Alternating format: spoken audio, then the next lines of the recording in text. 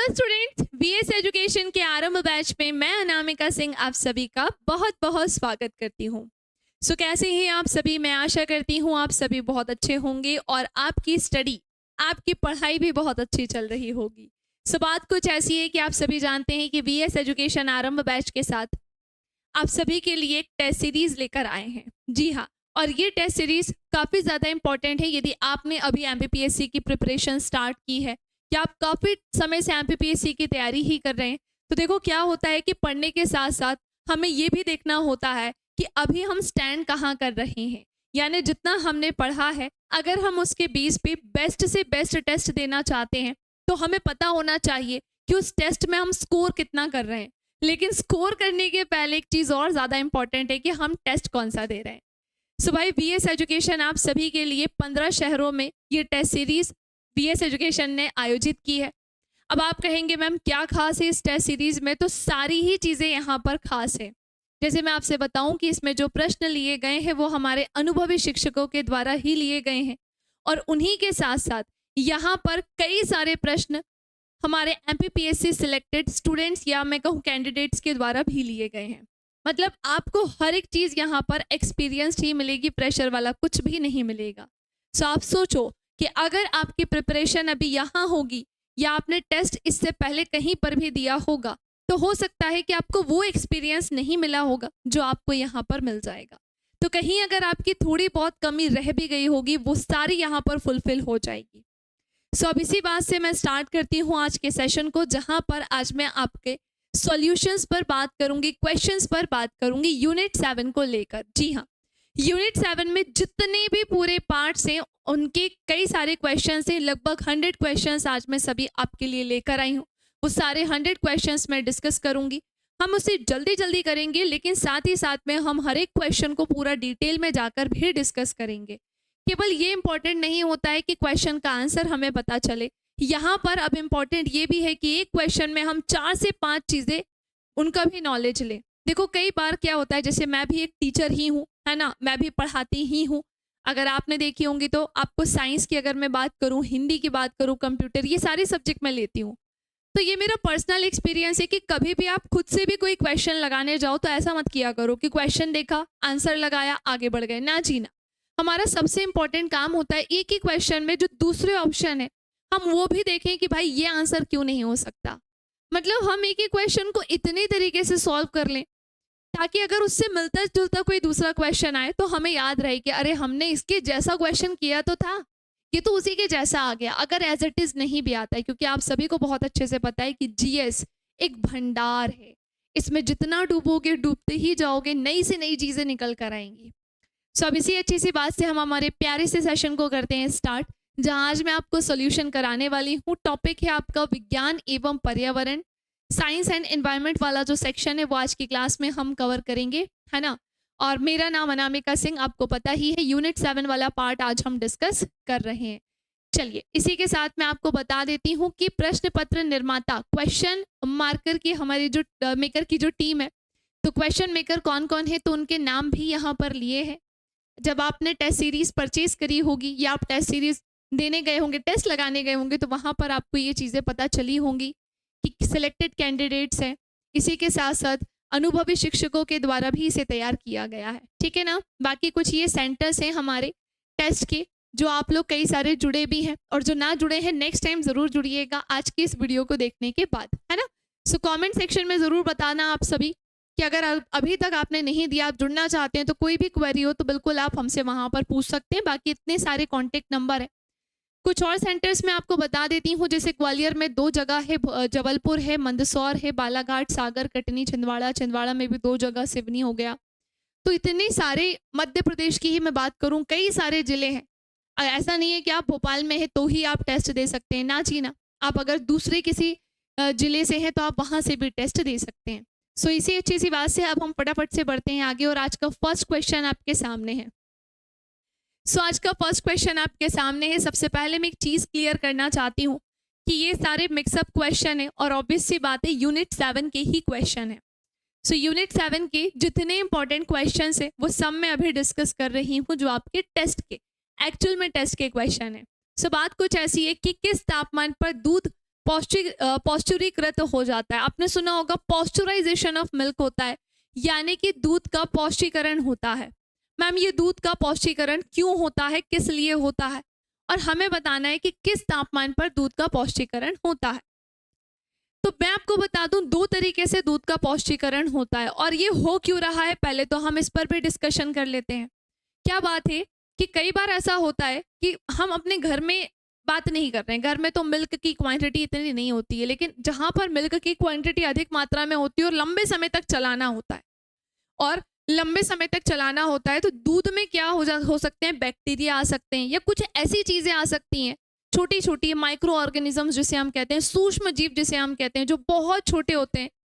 तो अगर वो उसमें पड़ जाएंगे तो ऑब्वियस सी बात है कि वो अगर हमने दूध पिया या हमने किसी चीज़ को बनाने में उसका यूज़ किया तो वो हमारे बॉडी में जा सकते हैं, और वो हमें क्या कर सकते हैं, हार्म कर सकते हैं, और वो हमें क्या कर सकते हैं, हार्म कर सकते हैं। दैट्स वाई इस कंडीशन में वहाँ पर दूध का पॉस्चराइजेशन किया जाता है, वही प्रोसेस कहलाती है पॉस्चराइजेशन ऑफ मिल्क।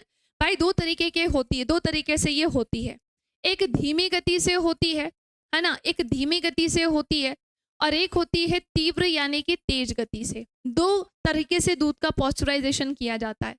तो किस तापमान पर दूध का पौष्टिकरण जो है वो हो जाता है, 63 डिग्री सेल्सियस पर, 60 पर, 58 या 56 डिग्री सेल्सियस पर।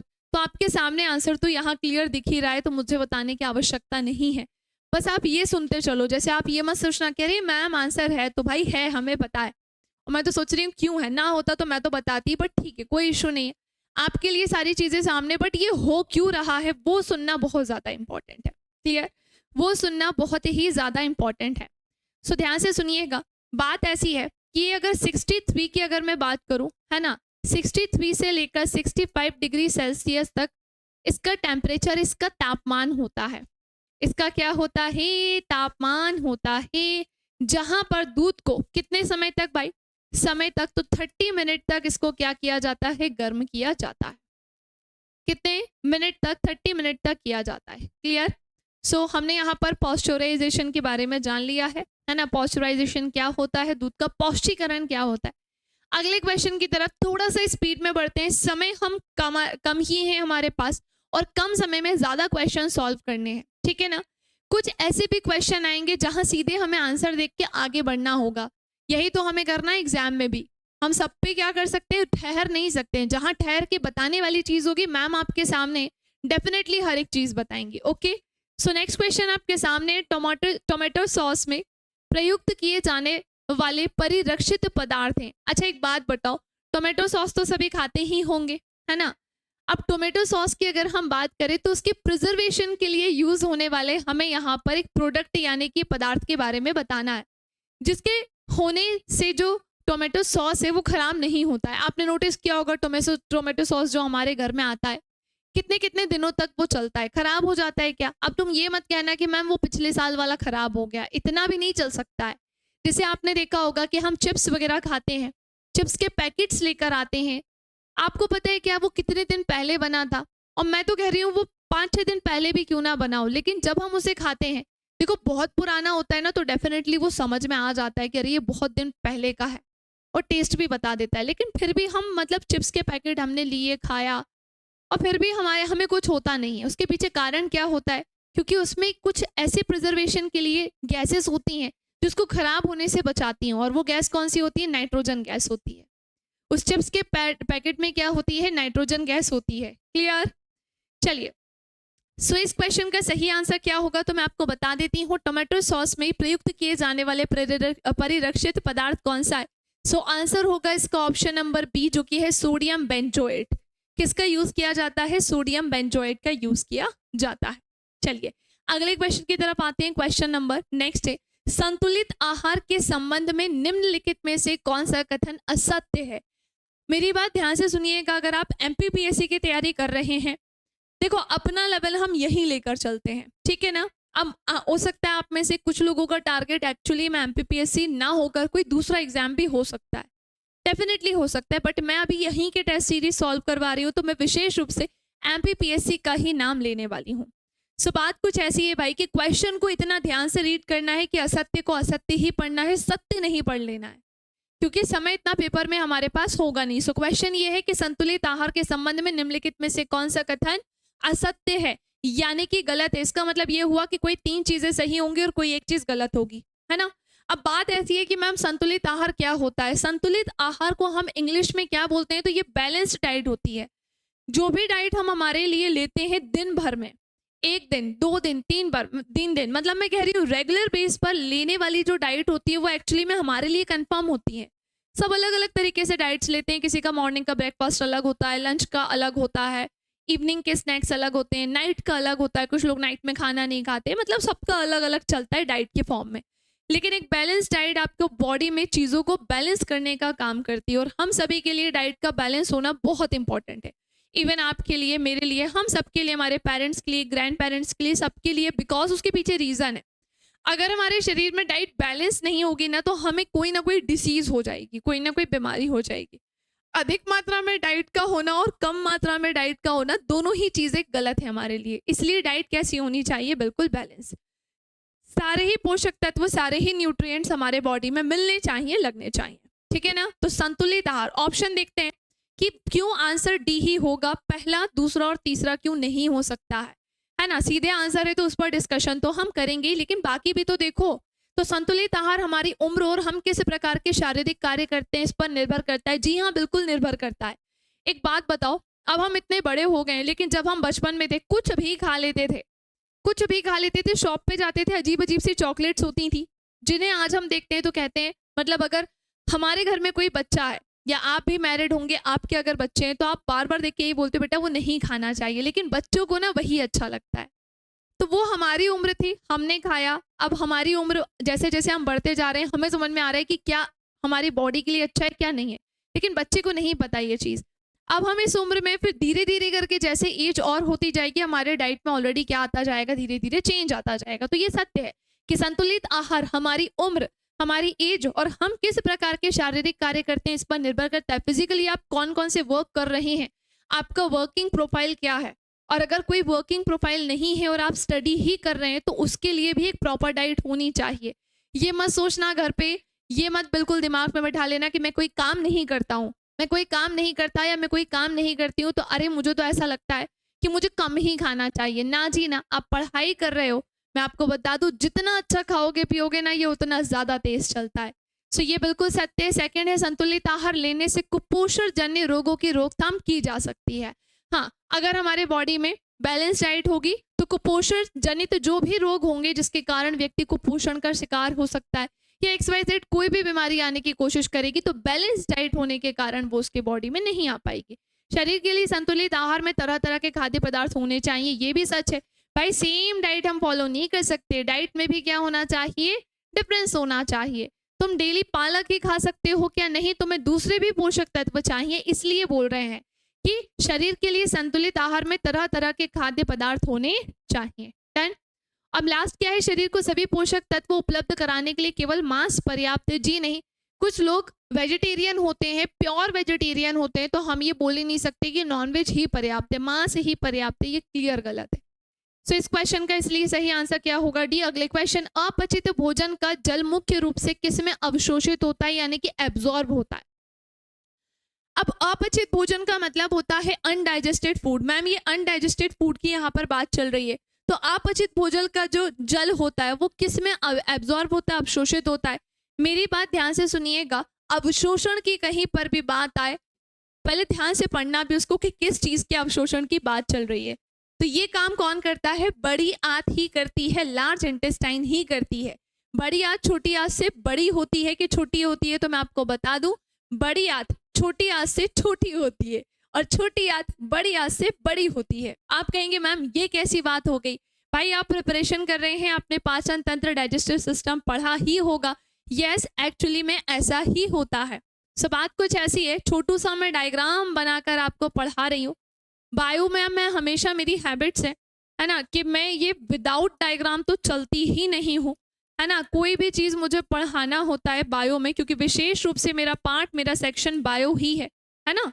बायो हो गया, फिजिक्स हो गया, केमिस्ट्री हो गया, इसी के साथ साथ आपका हिंदी हो गया जो आपके मेंस में पेपर 5 पेपर 6 में आती है ना। इसी के साथ आपका कंप्यूटर भी आता है, आपका फिजिक्स केमिस्ट्री अभी प्री में तो नहीं आएगा लेकिन मेंस में आता है, तो वो सारे मेरे पार्ट होते हैं जो मैं आप सभी को पढ़ाती हूँ। सो बात कुछ ऐसी है भाई, है ना। अब छोटी याद कहाँ है, तो ये है छोटी याद। लेकिन आप लोग छोटी याद को छोटी याद की तरह बनाते नहीं हो, पता नहीं क्या ही बना देते हो, है ना। छोटी याद को छोटी याद छोड़कर सब बना देते हो, बट एक्चुअली में हमें सांप नहीं बनाना है यहाँ पर, लगे कि हाँ छोटी याद ही है वो, ठीक है ना। चलो, सो बात कुछ ऐसी है कि ये मैंने जानबूझ के बनाया है ताकि मैं थोड़ा सा आपको इसके बारे में बता सकूं। हम स्पीड में ही चल रहे हैं तो टेंशन बिल्कुल मत लेना। मैं कम समय में, मेरी पूरी कोशिश है मैं सारे क्वेश्चन आपके कवर करा दूं, कम समय में ज़्यादा से ज़्यादा क्वेश्चन करा दूं। ध्यान से सुनना, इस क्वेश्चन का सही आंसर बड़ी आंत ही होगा, क्योंकि भोजन यहाँ से स्टार्ट होता है जाना, ऐसे करके ये स्टमक में जाता है, स्टमक से जाते हुए एक चीज़ और, यहाँ पे गॉल ब्लैडर भी होता है जिसे हम पित्ताशय कहते हैं। तो यहाँ से होता हुआ ये छोटी आंत का पहला भाग ड्यूडेनम ग्रहणी, फिर ये छोटी आंत, और बड़ी आंत में इसका क्या होता है, एब्जॉर्प्शन यानी अवशोषण। सो अपचित भोजन का जल मुख्य रूप से उससे जो जल होता है उसके जल का अवशोषण करने का काम यस बड़ी आंत ही करती है। अगला क्वेश्चन, वसा का पूर्णतः पाचन कहाँ होता है, अमाशय में, मुख में, छोटी आंत या फिर बड़ी आंत। तो मैं आपको बता देती हूँ कि इसका जो पाचन होता है वो छोटी आंत में ही हो जाता है।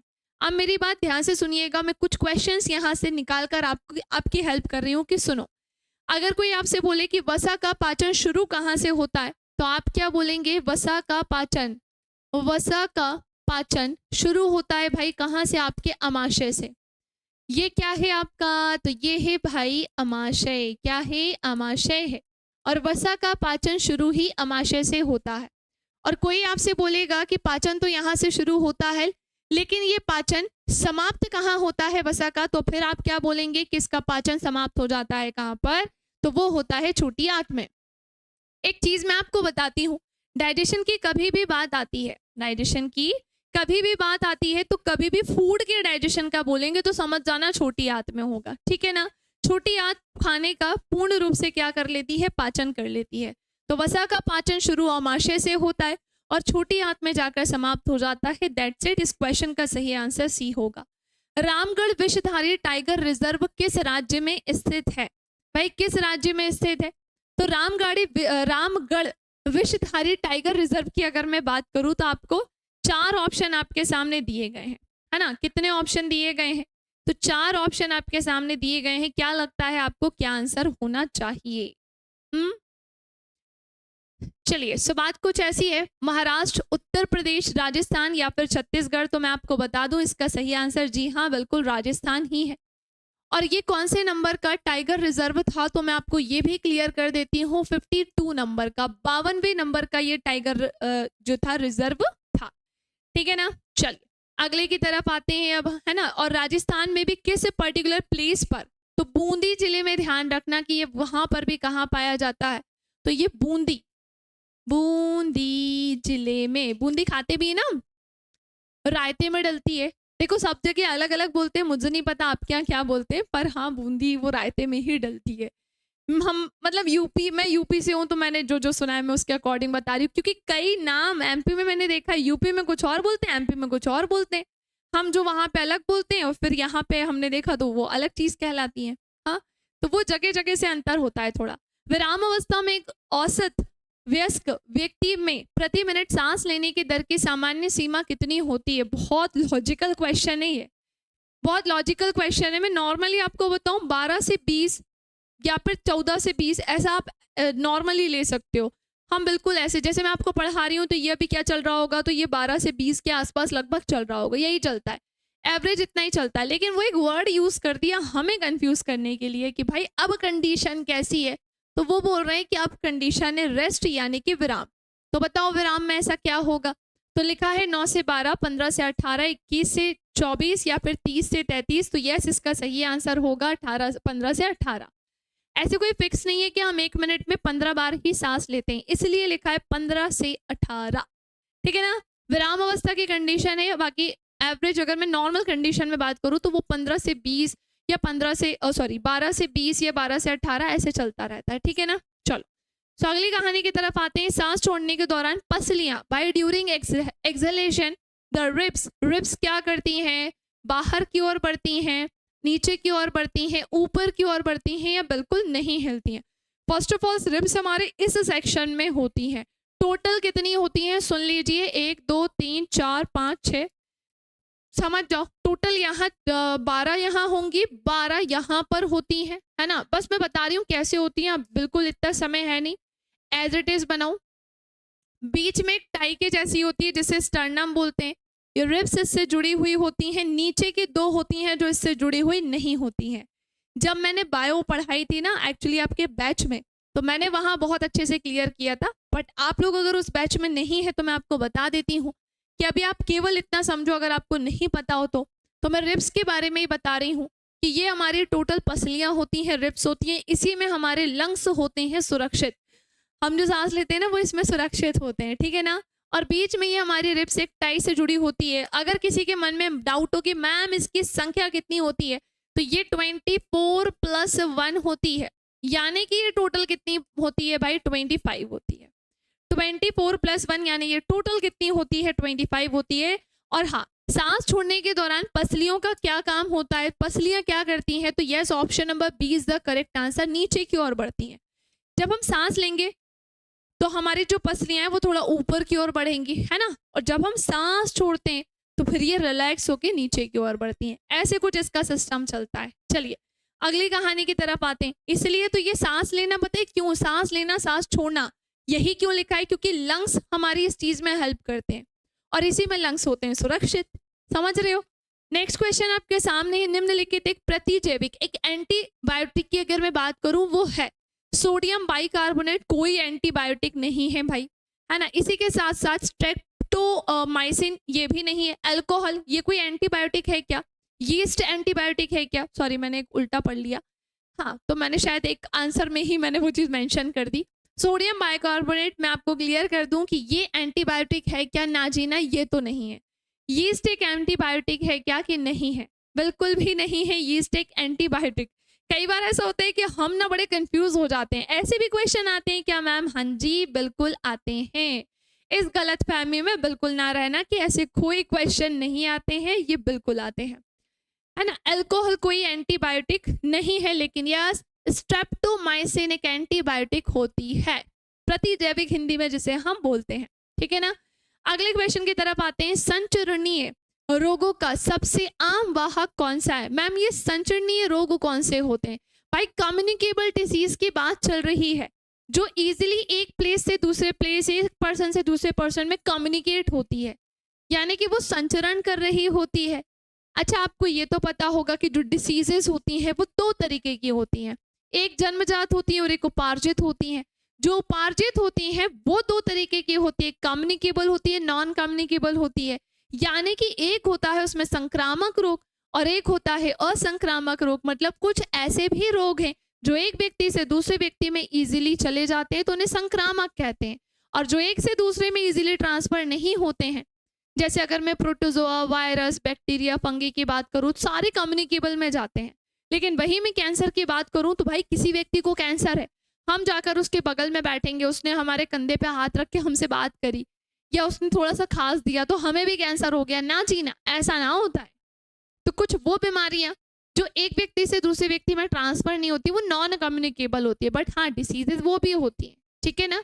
अब जैसे कुछ जेनेटियल डिसीज होती है, एक ऐसी बीमारी जो आपके फ्रेंड को उसके पेरेंट्स के थ्रू आई थी, ठीक है ना। आप उसके बगल में बैठे हो तो आप सोचोगे यार ये इससे मुझे भी लग जाएगी या इसकी वजह से मुझे भी हो जाएगा, नहीं। जितनी भी जो भी जेनेटिक डिसीज होती हैं वो पेरेंट्स से बच्चे में जाती हैं, बच्चे से उसके बच्चे में जा सकती हैं। अगर लंबे समय से हर पीढ़ी दर पीढ़ी चल रही होगी तो वो जाएगी उसके बच्चे में। लेकिन आप सोचो कि आपसे आपके फ्रेंड में चले जाए केवल बैठने बात करने से, तो ऐसा नहीं होता है। सो मैं जस्ट यही बता रही थी कि संचरणीय रोगों का सबसे आम वाहक क्या होता है भाई, वो हमारी हाउस फ्लाई होती हैं, घरेलू मक्खियां होती हैं।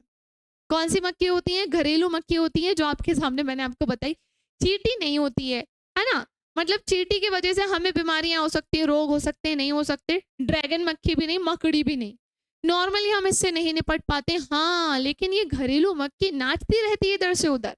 सो यस ये इसका आंसर होगा। नेक्स्ट क्वेश्चन, शर्करा के अल्कोहल में बदलने की प्रक्रिया क्या कहलाती है। The process of conversion of sugar into alcohol is called. एक चीज़ और मैं हिंदी में डिस्कस कर रही हूँ, बट मैं आपको बता देती हूँ, वर्ड्स में कहीं न कहीं इंग्लिश में लेकर चल रही हूँ। जहाँ अगर बहुत शुद्ध हिंदी होगी तो भाई मैं दोनों ही लैंग्वेज में बात करूँगी।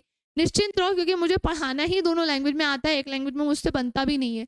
मतलब कोई मुझसे कहे कि शुद्ध हिंदी में ही आपको बायो पढ़ाना है, मैं पढ़ा दूँगी।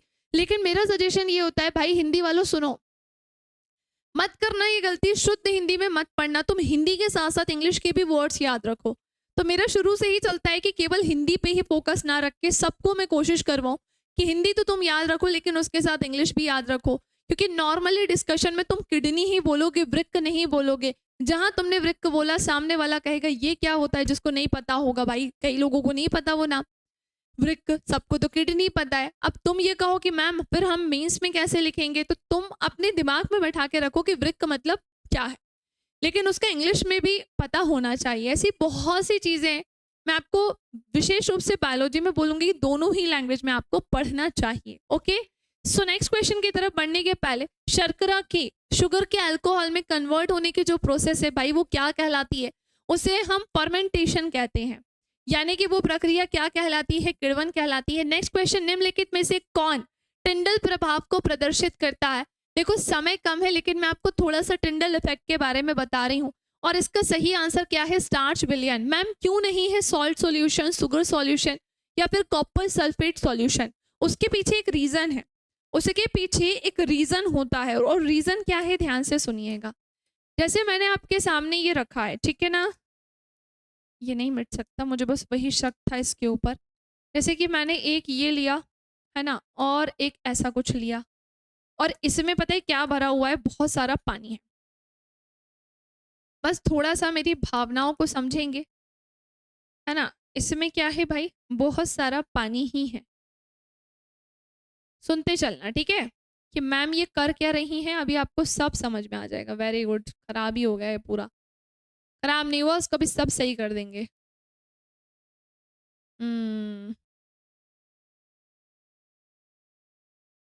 ये ऐसा और ये ऐसा, ठीक है। देखो सुनना, इसको पीछे लेकर चलते हैं और इस कलर से इसको पैक कर देती हूँ मैं, ठीक है। अब होता क्या है ना, जैसे मैंने इसके अंदर पता है क्या लिया है, ध्यान से सुनना। इसके अंदर मैंने लिया है वाटर के साथ साथ शुगर। मैंने इसमें वाटर के साथ साथ क्या ले लिया है भाई? शुगर ले लिया है, ठीक है ना। और इसमें केवल क्या है, तो ये मैंने एक सॉल्यूशन ही ले लिया है। ध्यान से सुनना, ये एक सॉल्यूशन है, लेकिन मैम किसका है? तो भाई नमक और पानी का है। ये वाला लवण का सॉल्यूशन, मतलब मैंने सॉल्ट सॉल्यूशन लिया है, तो ये नमक और पानी का सॉल्यूशन है, विलयन है। अब क्या होता है ना, मैंने यहाँ से एक टॉर्च लिया, है ना, मैंने एक टॉर्च लिया और उससे क्या निकल रही है? बहुत सारी रोशनी निकल रही है। और मैं आपको बताऊं, जब ये रोशनी इससे होकर जाएगी तो वो इस पानी में तुम्हें जाती हुई दिखाई नहीं देगी, वो तुम्हें इस पानी में जाती हुई दिखाई देगी रोशनी। उसके पीछे कारण क्या होता है? उसके पीछे कारण क्या होता है? तो उसके पीछे कारण ये है, क्योंकि यहाँ पर ये वाटर प्लस शुगर लिख दिया था मैंने, सॉरी, यहाँ पे लिखना वाटर प्लस मिल्क। क्या लिखोगे? Water plus milk. शुगर लिखेंगे तो वो घुल जाएगी, सॉल्यूशन बन जाएगा, नहीं दिखेगा, है ना। तो हमने वाटर प्लस मिल्क लिया है। ये इससे जाती हुई क्यों हमें दिखाई दे रही है? क्योंकि यहाँ पर हमें कोलाइडी विलयन के कण दिख रहे हैं। ये आपके कौन सी क्लास बोल सकते हैं? 9th और 10th। क्लास 10th में और 9th दोनों में ही ये एक चैप्टर है। जैसे अगर आप क्लास 9th में पढ़ने जाएंगे तो क्या हमारे आसपास के पदार्थ शुद्ध हैं, उसमें आपको ये पढ़ने को मिलेगा। और वहीं अगर मैं आपसे बोलूँ, क्लास 10th में आपको 2 चैप्टर में पढ़ने को मिलेगा। प्रकाश का परावर्तन अपवर्तन वाला एक चैप्टर है क्लास 10th का, और वहीं क्लास 10th में फिजिक्स में एक और चैप्टर है मानव नेत्र रंग बिरंगा संसार। वहाँ ये दोनों चीज़ें तुम्हें मिलेगी कोलाइडी वाली, मतलब ये टिंडल प्रभाव। तो मैम आपको यही बता देती है टिंडल प्रभाव क्या होता है। तो मिल्क की अगर मैं बात करूं तो उसके छोटे छोटे कण होते हैं, वो कोलाइडी कण कहलाते हैं। तो वो क्या करते हैं? एक्चुअली कोलाइडी कण का काम ही ये होता है कि प्रकाश की किरण जब आएंगी उससे टकराती हैं तो ये कई सारे डायरेक्शंस में उसको क्या कर देती हैं? डिवाइड कर देती हैं। तो उसने क्या किया, उन कणों से ये लाइट आई, टकराई, उसने कई सारे डायरेक्शन में उसे डिवाइड कर दिया, ठीक है ना। चलिए अगले की तरफ आते हैं, रदरफोर्ड का अल्फा कर्ण प्रकीर्णन प्रयोग किसकी खोज के लिए उत्तरदायी था? आपने वो रदरफोर्ड की वो कहानी तो सुनी होगी जहां पर सोने की एक पन्नी थी, है ना? तो ध्यान से सुनना, सोने एक पन्नी थी जहां से अल्फा किरणों की क्या कराई थी? बौछार कराई थी, है ना? अल्फा किरणों की क्या कराई थी? जिस पर बौछार करवाई थी, जिसमें से कई सारे पार्टिकल्स ऐसे निकल गए थे, कुछ ऐसे गए थे, कुछ ऐसे गए थे और कुछ पलटकर ऐसे वापस भी आ गए थे। हुआ था कि नहीं हुआ था? फिर हमने देखा था वहां से हमें किसके बारे में पता चला था? तो परमाणु नाभिक, एटॉमिक न्यूक्लियस के बारे में पता चला था। शॉर्ट में सुनिएगा, एटॉमिक न्यूक्लियस, नाभिक की अगर मैं बात करूं तो नाभिक की अगर हम बात करें तो नाभिक के अंदर ही क्या पाए जाते हैं? तो प्रोटॉन और न्यूट्रॉन पाए जाते हैं जो मूवेबल नहीं होते हैं। और इसी के चारों तरफ क्या होता है? तो मैम हमें पता है कि इसके चारों तरफ जो इलेक्ट्रॉन होते हैं भाई वो चक्कर लगाते हैं, लेकिन अपनी इच्छा से नहीं लगाते, उनके चक्कर लगाने की भी एक क्या होती है? सीमा होती है। ठीक है ना? चलिए अगली कहानी की तरफ बढ़ते हैं अब हम।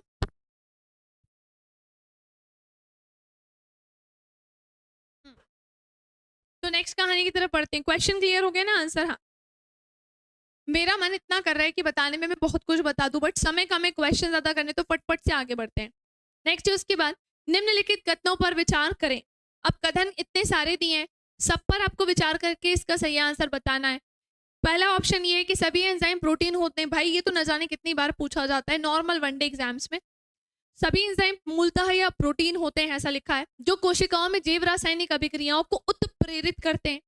एंजाइम सबस्ट्रेट विशिष्टता प्रदर्शित करते हैं। उच्च तापमान पर एंजाइम विकृत हो जाते हैं और एंजाइम अभिक्रियाओं की सक्रियण ऊर्जा को बढ़ाकर अभिक्रियाओं के दर को भी बढ़ा देते हैं। तो इसका सही आंसर बी ही है। हाँ जी बिल्कुल सही, बी ही आंसर होगा, जिसमें पूछ रहे हैं कि इस पर विचार करना है। कथनों पर विचार करके हमें यही समझ में आ रहा है कि ये दोनों जो ऑप्शन है वो बिल्कुल सही है। यही दोनों ऑप्शन सही है, बाकी सारे तो थोड़ा अजीब सी बातें ही कर रहे हैं, तो इसलिए बिल्कुल इसका यही आंसर होगा। महासंयोजिका जिसे हम कॉर्पस कॉल्सम कहते हैं, ये जोड़ता है, किसे किससे जोड़ता है? आपके मस्तिष्क का ये भाग होता है, ये यहाँ पर ऐसे पाया जाता है, ठीक है ना? फिर ये आपका मस्तिष्क का ऐसे बड़ा वाला भाग होता है, ध्यान से सुनना, ये ऐसे होते हैं मस्तिष्क का ये भाग, है ना? ये कुछ इस प्रकार से होते हैं और ये वाला पार्ट ऐसे और ये वाला ऐसे होता है, ठीक है ना? तो ये वाला जो पूरा सेक्शन है ना, ये वाला, इसी को हम क्या बोलते हैं? तो यही होता है हमारा क्या? देखो इसको ऐसे ऐसे ऐसे ऐसे, ये यूं कुछ इस प्रकार से होता है, इसी को हम क्या बोलते हैं? तो ये होता है हमारा क्या? कॉर्पस कॉल्सम। और ये दो मस्तिष्क गोलार्धों को जोड़ता है। किसको जोड़ता है? दो मस्तिष्क गोलार्धों को जोड़ने का काम करता है। So option number A is the correct answer, ठीक है ना? चलिए अगली कहानी, अस्थमा नामक श्वसन रोग निम्न में से किसके कारण होता है? अस्थमा एक बीमारी होती है। अस्थमा किससे होने वाली बीमारी होती है भाई? तो ये फंगी से होने वाली, फफूंद से होने वाली एक बीमारी होती है, ठीक है ना? अब बात आती है कि मैम अस्थमा जो है वो श्वसन रोग किसके कारण होता है? स्पेसिफिक हमारे लंग्स के किस पर्टिकुलर सेक्शन को ये अफेक्ट करता है? श्वास नली का संक्रमण है ना? ट्रैकिया, ट्रैकिया आपका ये वाला पार्ट होता है पूरा, है ना, जो कि कार्टिलेज का बना होता है। फेफड़ों का संक्रमण है, फुफ्फुस गुहा में रक्त का स्त्राव है, या फिर श्वसनी मांसपेशियों में ऐठन ये कहलाती है। हाँ जी, हमारी जो ब्रोंकियल होती हैं, ब्रोंकियल मसल्स होती हैं, उनमें ऐठन ही इसका सही आंसर है। सो यस क्वेश्चन, इस क्वेश्चन का सही आंसर डी वाला ही होगा। ये सारे नहीं होंगे। ट्रैकिया नहीं अफेक्ट करेगा, ट्रैकिया का संक्रमण ये नहीं है। इन्फेक्शन ऑफ ट्रैकिया ना जी ना, बिल्कुल भी नहीं। इन्फेक्शन ऑफ लंग्स ये भी नहीं, पूरा लंग्स नहीं, बल्कि ब्रोंकियल्स होगा। धीरे धीरे करके फिर वो सबको अफेक्ट करने लगता है। अस्थमा भी स्टेप बाय स्टेप चलता है, किसी किसी को अधिक अधिक उम्र में जाकर सीधे थर्ड स्टेज हो जाती है, लेकिन आज की डेट में अस्थमा किसी भी उम्र में हो सकता है। कम से कम उम्र में भी अस्थमा देखने को मिलता है, ठीक है ना? ये मत सोचना कि अस्थमा अधिक उम्र में होने वाली बीमारी है, इसके भी स्टेजेस होती है, first stage, second stage, third stage. So ये भी कम उम्र से शुरू अब होने लगा है। पहले तो अधिक उम्र में ही देखने को मिलता था, लेकिन अब किसी भी उम्र में मिल जाता है और ये एक डेंजरस डिसीज होती है। क्रेब्स चक्र के बारे में कौन सा गलत है? इसका आंसर हो गया था ना। और जितनी भी चीजें मैं आपको करवा रही हूँ भाई, प्लीज इसे कमेंट सेक्शन में डेफिनेटली बताइएगा कि आपको चीजें क्लियर हो रही हैं, सब समझ में आ रहा है कि नहीं समझ में आ रहा है, सेशन आपको कैसा लग रहा है, ये भी आपको बताते हुए चलना है। सो नेक्स्ट क्वेश्चन आपके सामने, क्रेब्स चक्र के बारे में कौन सा गलत है? सो क्रेब्स चक्र माइटोकॉन्ड्रिया में होता है, ठीक है ना, और which is wrong about Krebs cycle? So ये माइटोकॉन्ड्रिया में होता है, बिल्कुल सही है, ये मैंने बता ही दिया था। इसकी शुरुआत 6 कार्बन के कंपाउंड से होती है, ये भी सही है ना। इसे साइट्रिक एसिड चक्र भी कहते हैं, हाँ ये भी सही है। क्रेब्स चक्र को हम साइट्रिक एसिड चक्र के नाम से भी जानते हैं, बट फोर्थ ऑप्शन क्या होगा फिर? ग्लाइकोलाइसिस मैलिक एसिड के माध्यम से इससे जुड़ा होता है। ना जी ना, ये नहीं है इसका आंसर। एक्चुअली हमें आंसर पता है, बट ये क्यों नहीं है उसके पीछे हमने बाकी ये जाने कि हाँ ये तो है, ये तो है, ये तो है, लेकिन ये नहीं है। पढ़ना भी है हमको, ऐसा नहीं कि शुरू शुरू में समझ में आया तो शुरू में ही आंसर लगा के निकल लिए। प्रत्येक ग्राम कार्बोहाइड्रेट से खालिस्तान प्राप्त होता है। मैं आपको बता दूं, उससे प्रत्येक ग्राम कार्बोहाइड्रेट से 4 कैलोरी जो है वो हमें प्राप्त होती है। चाहे मैं प्रोटीन की बात करूं या कार्बोहाइड्रेट, दोनों से ही 4 कैलोरी प्राप्त होती है। और वहीं अगर मैं फैट की बात करूंगी तो उससे 9 कैलोरी होगी। फैट यानी कि वसा की अगर मैं बात करूंगी तो इससे कितनी होगी? 9 कैलोरी होगी। एक चीज और ध्यान से सुनिएगा, आप में से कई सारे लोग सोचते हैं कि भाई फैट बुरा होता है। हाँ मैंने माना बुरा होता है, लेकिन कुछ लोग फैटी चीजें नहीं ही खाते हैं, बीमारियां हो जाएंगी आपको। फैट का भी हमारे शरीर में पहुंचना बहुत इंपॉर्टेंट होता है। फैट हमारे बॉडी में क्या काम करता है भाई? ये भी हमें एनर्जी ही प्रोवाइड करता है, लेकिन ये कार्बोहाइड्रेट के कंपैरिजन में डबल एनर्जी देता है। ये क्या देता है? कार्बोहाइड्रेट्स के कंपैरिजन में डबल एनर्जी, यानी कि ज्यादा, डबल ऊर्जा, दोहरी ऊर्जा देता है। कार्बोहाइड्रेट्स भी हमें बॉडी में क्या देता है? तो ये भी हमें एनर्जी ही देता है, ये भी हमें ऊर्जा ही देता है, लेकिन फैट इससे ज्यादा देता है। इसलिए कहते हैं कि फैटी चीजें थोड़ा सा कम ही खानी चाहिए, है ना। खाओ, लेकिन पूरी तरह से छोड़ना नहीं है, हमें उसे थोड़ा थोड़ा सा खाते रहना है। चलिए अगले क्वेश्चन की तरफ बढ़ते हैं। यकृत में यूरिया का संश्लेषण होता है। फर्स्ट ऑफ ऑल, यूरिया और यूरिन में डिफरेंस होता है। केवल यूरिया लिखा है वहां पर, दैट मीन्स समझ जाना कि उसमें कई सारी चीजें इंक्लूड है। मैम उसमें क्या क्या इंक्लूड होता है? आधे लोगों को तो यही लगता है कि यूरिया ही यूरिन है। ना जी ना, आप अपने शरीर से उत्सर्जन के रूप में यूरिया नहीं निकालते हैं, आप यूरिन पास करते हैं। फिर मैम ये यूरिया क्या होता है? तो यूरिया का ही तो फिल्ट्रेशन होता है हमारी किडनी में। इसका फिल्ट्रेशन यानी कि छानने की प्रक्रिया किडनी में होती है, लेकिन यूरिया में, यकृत में यूरिया का संश्लेषण होता है, जो अमोनिया से कन्वर्ट कर दिया जाता है यूरिया में। हमारे शरीर में अमोनिया लंबे समय तक नहीं रहना चाहिए। अमोनिया एक विषैला पदार्थ होता है। यूरिया अमोनिया के कंपैरिजन में काफी कम विषैला होता है। सबसे अधिक विषैला उत्सर्जी पदार्थ अमोनिया, फिर कौन सा होता है? यूरिक अम्ल, और थोड़ा कम क्या होता है? सबसे कम, दोनों से सबसे कम क्या होता है? तो वो यूरिया होता है। अब यूरिया की ही अगर मैं बात करूं, भाई ध्यान से सुनिएगा, मैं फिर बता देती हूँ कि यूरिया में कई सारी चीजें इंक्लूड होती हैं। जैसे इसमें ग्लूकोज होता है, आरबीसी, डब्ल्यूबीसी, प्लेटलेट्स होती हैं, वाटर होता है, सॉल्ट होते हैं, और इसके बाद यूरिया तो है, यूरिक अम्ल भी होता है। मतलब अच्छी जो हमारे शरीर से चीजें बाहर निकलनी है, जो हमारे शरीर से चीजें बाहर निकलनी है, अपशिष्ट के साथ साथ कुछ ऐसी भी चीजें होती हैं जो हमारे लिए इंपॉर्टेंट है, तभी तो किडनी में जाएंगी, वो फिल्टर होंगी, और फिल्टर होने के बाद काम की चीज हमारे बॉडी में मिल जाएंगी, ब्लड में मिल जाएंगी, और जो काम की नहीं है वो बाहर निकल जाती हैं। समझ रहे हैं? सो ऐसी कहानी होती है। तो यकृत में यूरिया का संश्लेषण कहाँ होता है? तो ये ऑर्निथिन चक्र में होता है, मतलब संश्लेषण होता है। तो वो ऑर्निथिन चक्र एक्चुअली में कहलाता है, जिसे यूरिया चक्र भी कहते हैं, जिसे हम और क्या बोलते हैं? तो जिसे हम यूरिया चक्र के नाम से भी जानते हैं, है ना। चलो भाई आगे बढ़ते हैं। नेक्स्ट क्वेश्चन आपके सामने, निम्नलिखित में से कौन विटामिन बी समूह से संबंधित नहीं है? अगर आपने अभी भी विटामिन पूरे नहीं पढ़े हैं भाई, पेपर बिल्कुल सर पे है, पेपर बिल्कुल सर पे है, बिल्कुल मजाक मत करिएगा। ये इतना इंपॉर्टेंट चैप्टर है, और आपके सिलेबस में यूनिट 7 में स्पष्ट रूप से पोषक तत्व लिखे हैं। आपको विटामिन पढ़ने ही होंगे, क्योंकि डेफिशिएंसी डिसीजेस में काउंट होता है, कमी से होने वाली बीमारियों में ये आता है, क्योंकि कई सारे सोर्सेज ऐसे हैं जो हमारी बॉडी में नहीं पहुंच पाते। उनकी कमी से जो विटामिन, मतलब उनकी कमी से एक पर्टिकुलर विटामिन की हमें कमी हो जाती है, जिसके कारण हमें सब जानना होगा वहां पर कि कौन सा विटामिन है, उसका केमिकल नेम क्या है, उसकी कमी से कौन सी उसकी कमी से कौन सी डिसीज होती है, सोर्सेस क्या क्या होने चाहिए। आप बोलते हो ना कई बार, भाई जैसे कुछ स्टूडेंट्स मुझसे बोलते हैं कि मैम आप हमें बता सकते हैं कि मेरे बाल बहुत झड़ते हैं, मैं कौन सा ऑयल यूज करूँ, मेरे बालों में बहुत डैंड्रफ होती है। कई बार मुझे लगता है आप लोग भूल जाते हो कि मैं डॉक्टर नहीं हूँ, लेकिन फिर भी ऐसे ऐसे क्वेश्चंस निकल कर आते हैं। लेकिन क्या आपने कभी सोचा है कि इतनी कम उम्र में हमारे अगर बाल बहुत झड़ रहे हैं, बहुत डैंड्रफ हो रही है, तो वो अधिक उम्र वाली कंडीशन क्यों हो रही है? क्यों कई बार हमें आंखों से धुंधला ही दिखाई देने लगता है? ये सब आपके बॉडी में सोर्सेस की डेफिशिएंसी से होता है, जो एक विटामिन की ही कमी कर देती है। तो वो सब पढ़ना है हमें, है ना? सो निम्नलिखित में से कौन विटामिन बी समूह से रिलेटेड नहीं है, संबंधित नहीं है? So option number D is the correct answer, tocopherol. ठीक है ना? नेक्स्ट आते हैं, क्वेश्चन अगला है, निम्नलिखित में से कौन सा प्रतिवर्ती चाप, प्रतिवर्ती चाप को हम रिफ्लेक्स आर्क कहते हैं। ध्यान से सुनिएगा, रिफ्लेक्स एक्शन एक होता है और एक होता है रिफ्लेक्स आर्क। ये कहाँ मिलेगा आपको? भाई एनसीईआरटी तो आपको पढ़नी ही पड़ेगी। क्लास 10th में एक चैप्टर है नियंत्रण एवं समन्वय, यानी कि कंट्रोल एंड कोऑर्डिनेशन, ये चैप्टर है क्लास 10th का, बायो में जैव प्रक्रम के बाद वाला है। मैंने पूरी एनसीईआरटी बहुत अच्छे से पढ़ के रखी है, उसके बहुत सारे नोट्स बनाए हैं, आप सबको पढ़ाती भी हूँ मैं।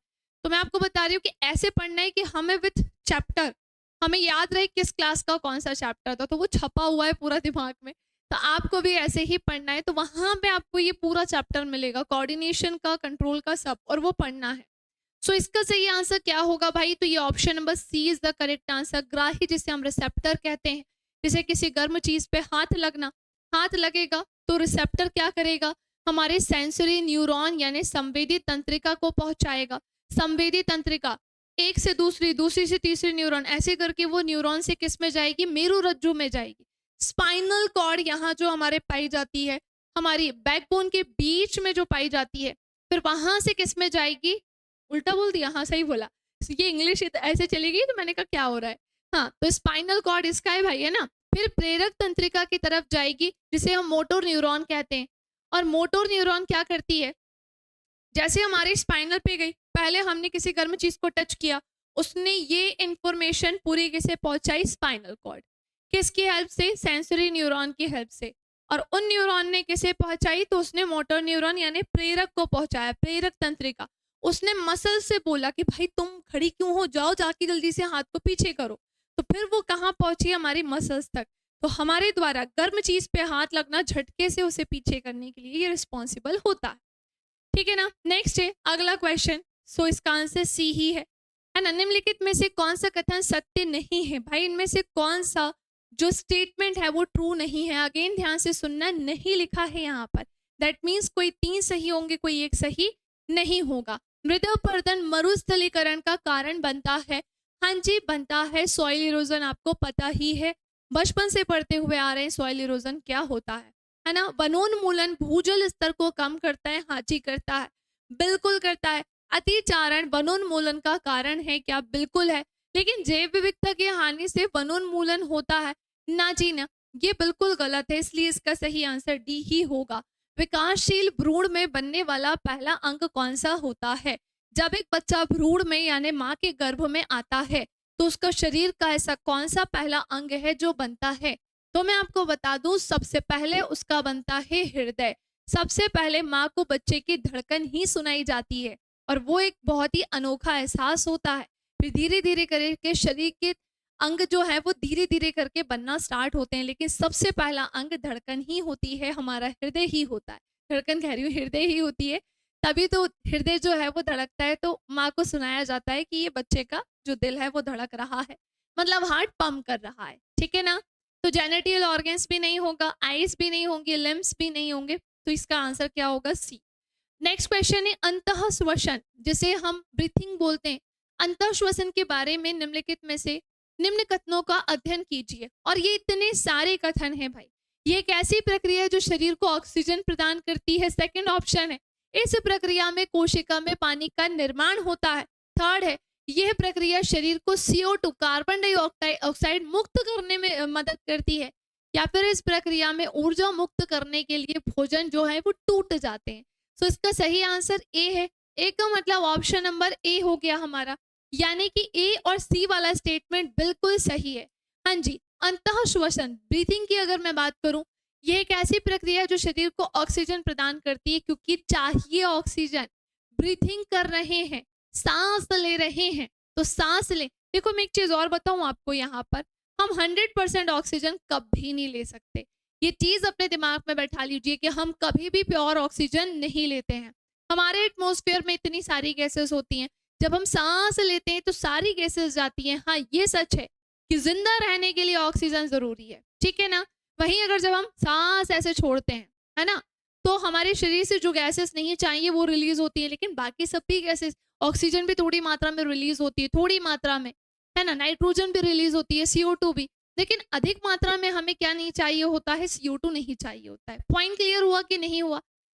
और जो आप लोग सोचते होंगे मैम फिर अगर आप ऐसा बोल रहे हो कि हम प्योर ऑक्सीजन नहीं लेते, तो जो व्यक्ति वेंटिलेटर पर होते हैं उनका क्या होता है? भाई वेंटिलेटर पे जो ऑक्सीजन, वेंटिलेटर पे जो व्यक्ति होते हैं या जिनको ऑक्सीजन की कमी होती है, जिन्हें ऑक्सीजन सिलेंडर ही चढ़ाए जाते हैं, उसमें अधिक मात्रा में नाइट्रोजन गैस होती है। पूछ लीजिएगा किसी डॉक्टर से।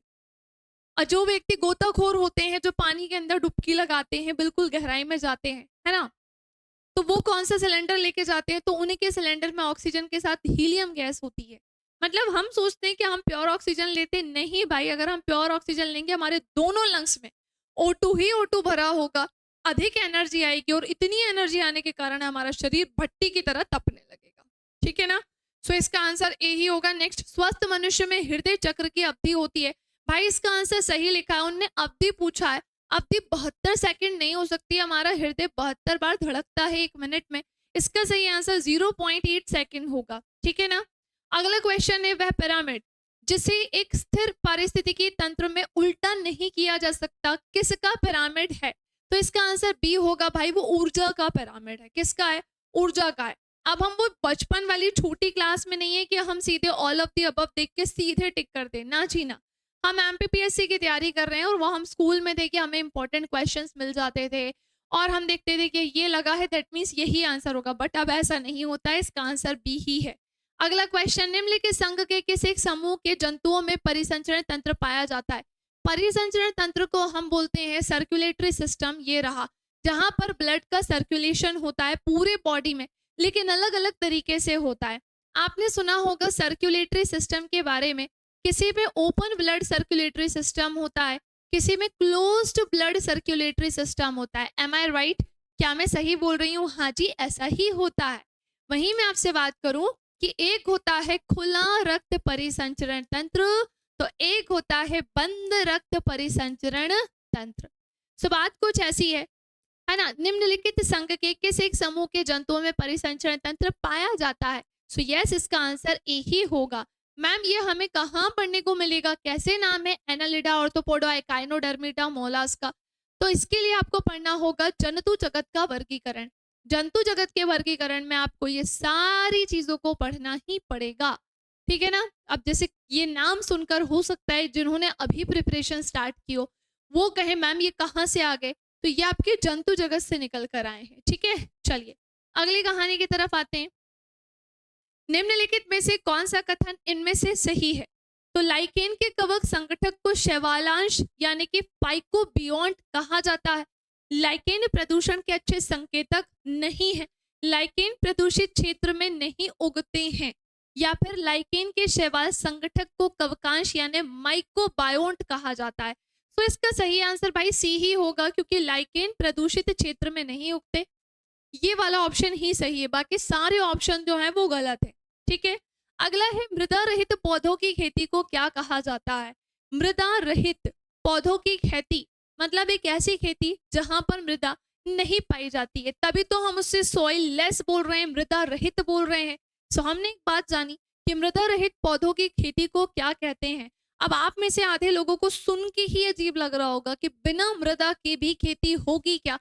जी हाँ, वो खेती होती है और उसको क्या बोलते हैं? तो इसे हाइड्रोपोनिक्स बोलते हैं। हॉर्टिकल्चर क्या होता है? तो आपने फलों की, फूलों की, सब्जियों की बागवानी के बारे में सुना होगा, वो हॉर्टिकल्चर कहलाता है। बट इस क्वेश्चन का सही आंसर हाइड्रोपोनिक्स ही होगा। अगले क्वेश्चन की तरफ बढ़ते हैं। संसाधनों के उपयोग तथा भविष्य के लिए उनके संरक्षण की आवश्यकता को संतुलित करने को हम क्या कहते हैं? खपत में कमी करना, या फिर भविष्य के संसाधन, फ्यूचर रिसोर्सेस, या फिर संसाधन संरक्षण, या फिर हम सतत विकास। तो संसाधनों के उपयोग तथा भविष्य के लिए उनके संरक्षण के लिए संरक्षण की आवश्यकता को बैलेंस करने के लिए हम क्या करते हैं, सतत विकास। उसको हम क्या कहते हैं, सतत विकास, यानी कि सस्टेनेबल डेवलपमेंट वो कहलाता है। नेक्स्ट है पोषक स्तर बनते हैं। ये जो पोषक स्तर है यानी कि ट्रॉफिक लेवल जो होते हैं वो कैसे बनते हैं, केवल मांसाहारी जंतुओं से, केवल पौधों से, केवल जंतुओं से, या खाद्य श्रृंखला में जीवों के संबद्ध होने से। हाँ जी, ये वाला बिल्कुल सही है ना। इसका आंसर डी ही बिल्कुल सही होगा, ठीक है ना। क्या होगा इसका आंसर, डी ही बिल्कुल सही होगा।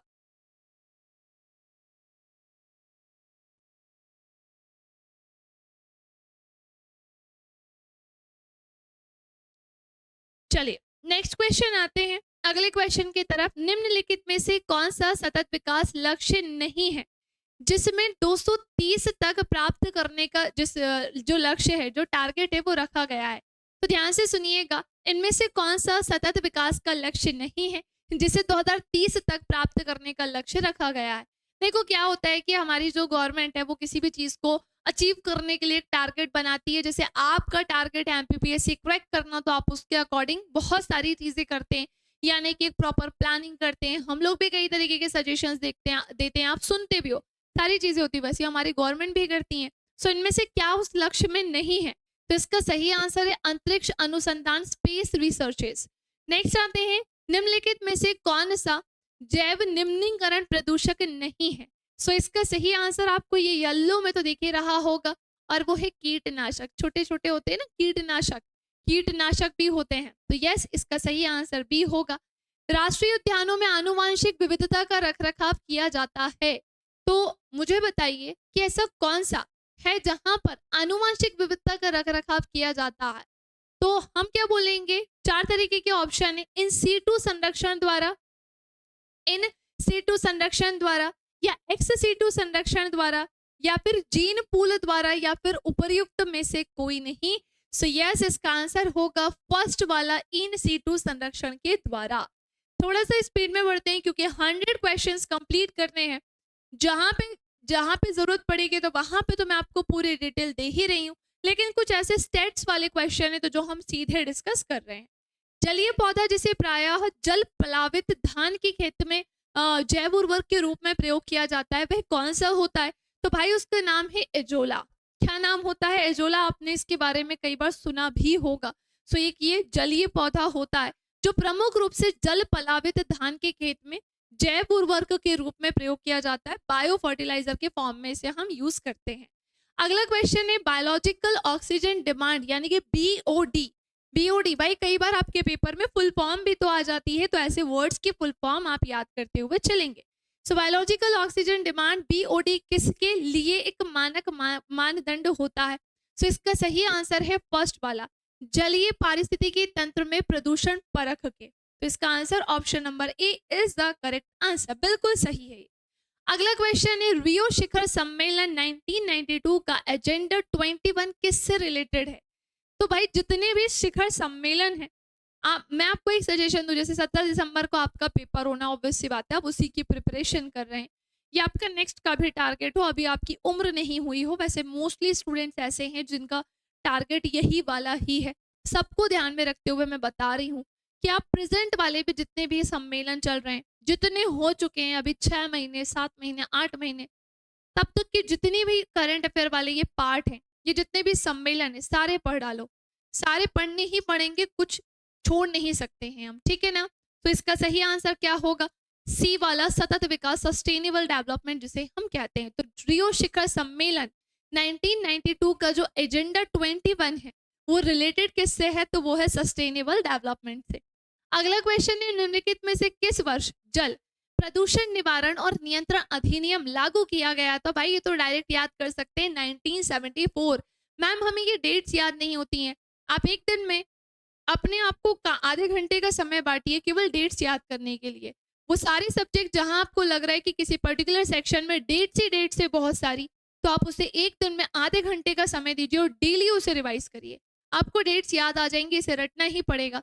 आप सोचो कि डेट्स की कोई ट्रिक होंगी, ना चीना, इसे पढ़ना ही पड़ेगा, ठीक है ना।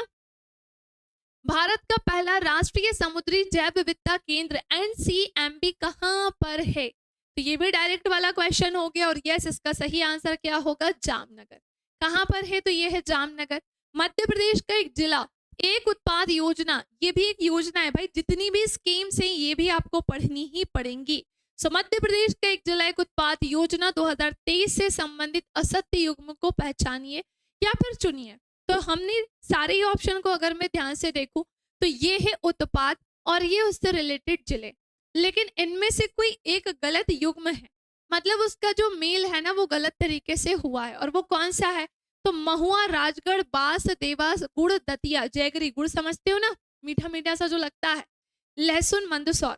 तो मैं आपको बताऊं कि यस, इसका सही आंसर फर्स्ट वाला ही होगा, महुआ, राजगढ़। ये वाला ऑप्शन गलत है, बाकी सारे सही है, इनका मेल सही है। नेक्स्ट क्वेश्चन है, निम्नलिखित में से कौन सा कारक जैव विविधता के ह्रास के लिए सबसे, ह्रास मतलब समझते हो? तो ह्रास मतलब कमी बोलेंगे, लॉस हो गया, कमी हो गया, वो कहलाता है।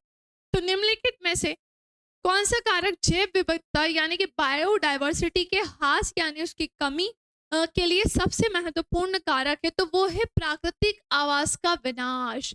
किसका विनाश? तो प्राकृतिक आवास का विनाश, ये इसका सही आंसर है। अगला क्वेश्चन है, अग्नाशय के लैंगरहैंस के आइलेट के बीटा सेल। देखो बीटा सेल 3 तरीके की सेल होती है, अभी मैं आपको बताऊंगी। इसके द्वारा निम्नलिखित में से कौन सा हार्मोन स्रावित होता है?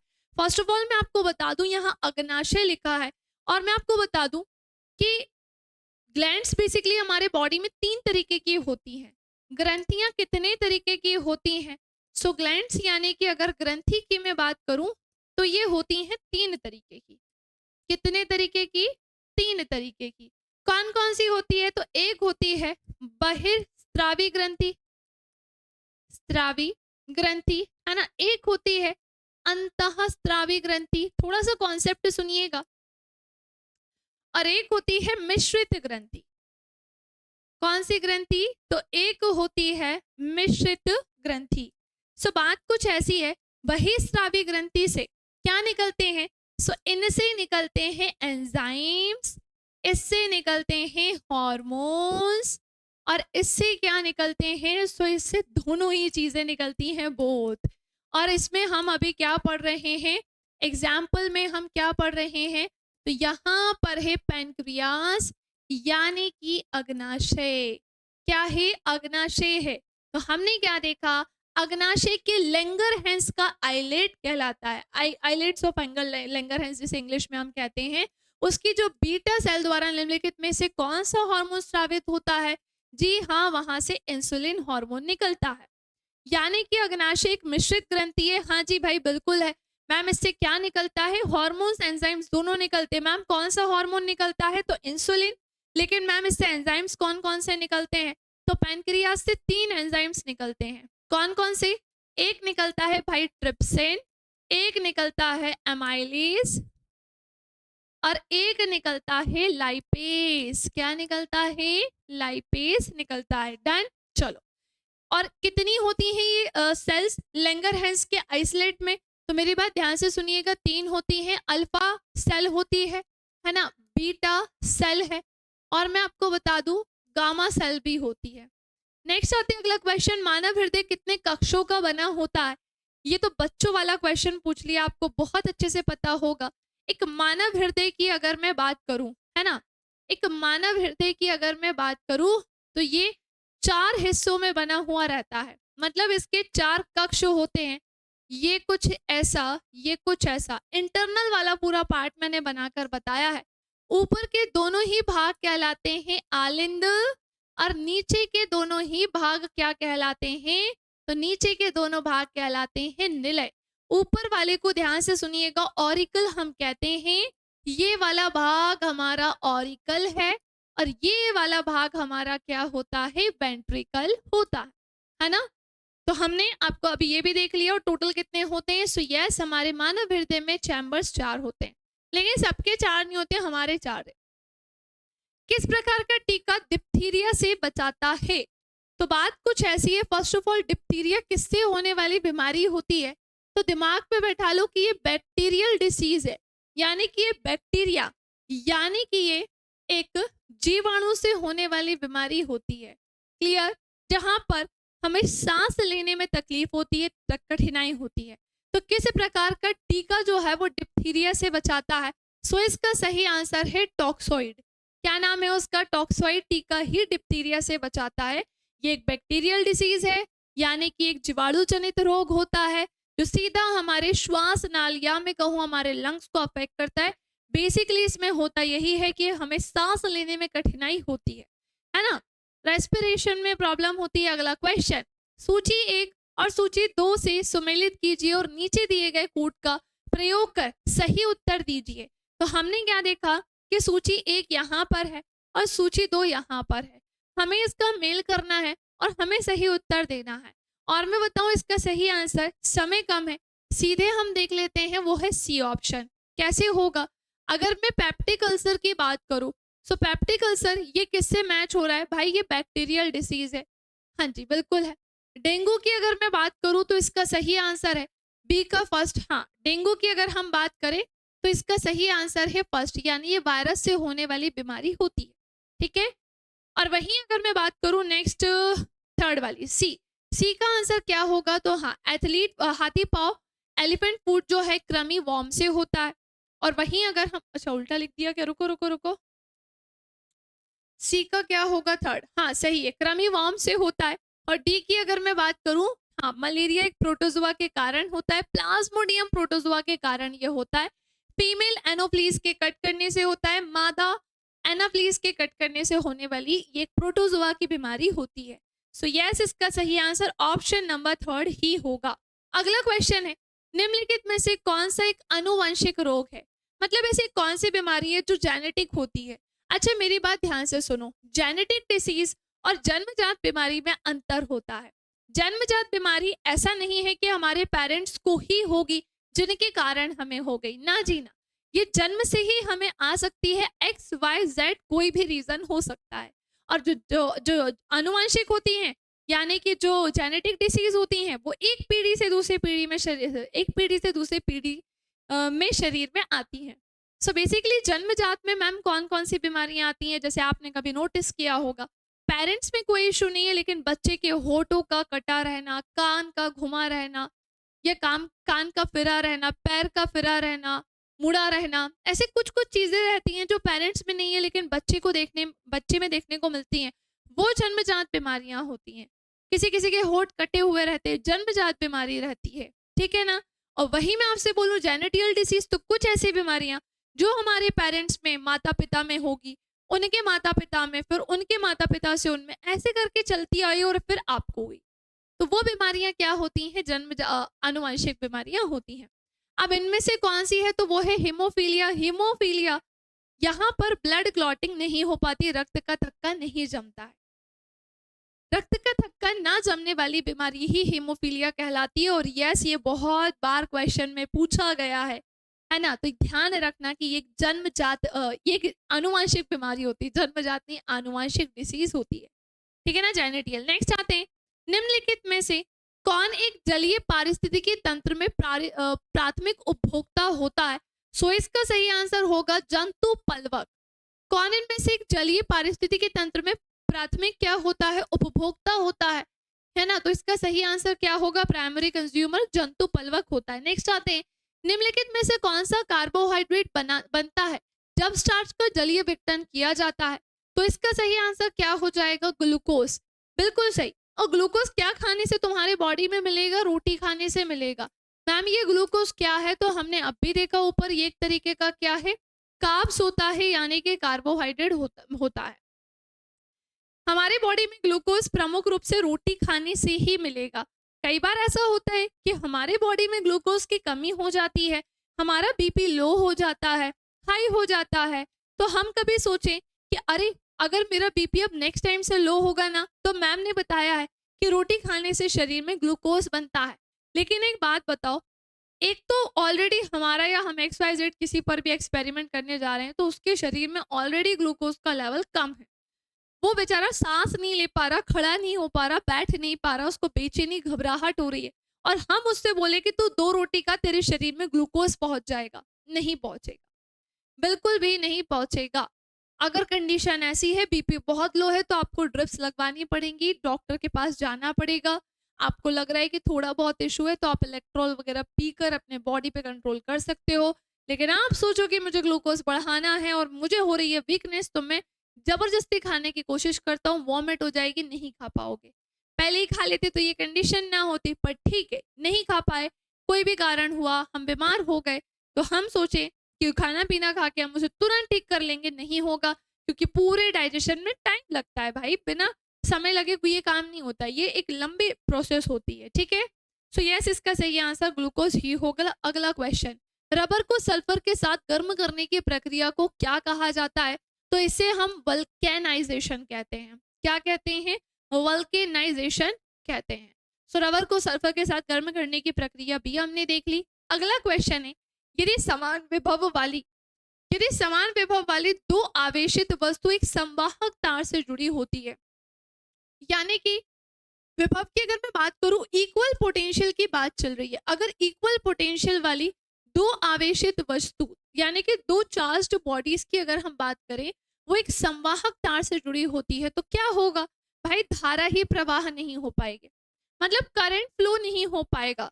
करंट के फ्लो होने के लिए इलेक्ट्रॉन का फ्लो होना बहुत इंपॉर्टेंट है, मतलब पॉजिटिव नेगेटिव चार्ज तो चाहिए ही चाहिए, लेकिन इलेक्ट्रॉन का फ्लो होना बहुत इंपॉर्टेंट है। क्लियर?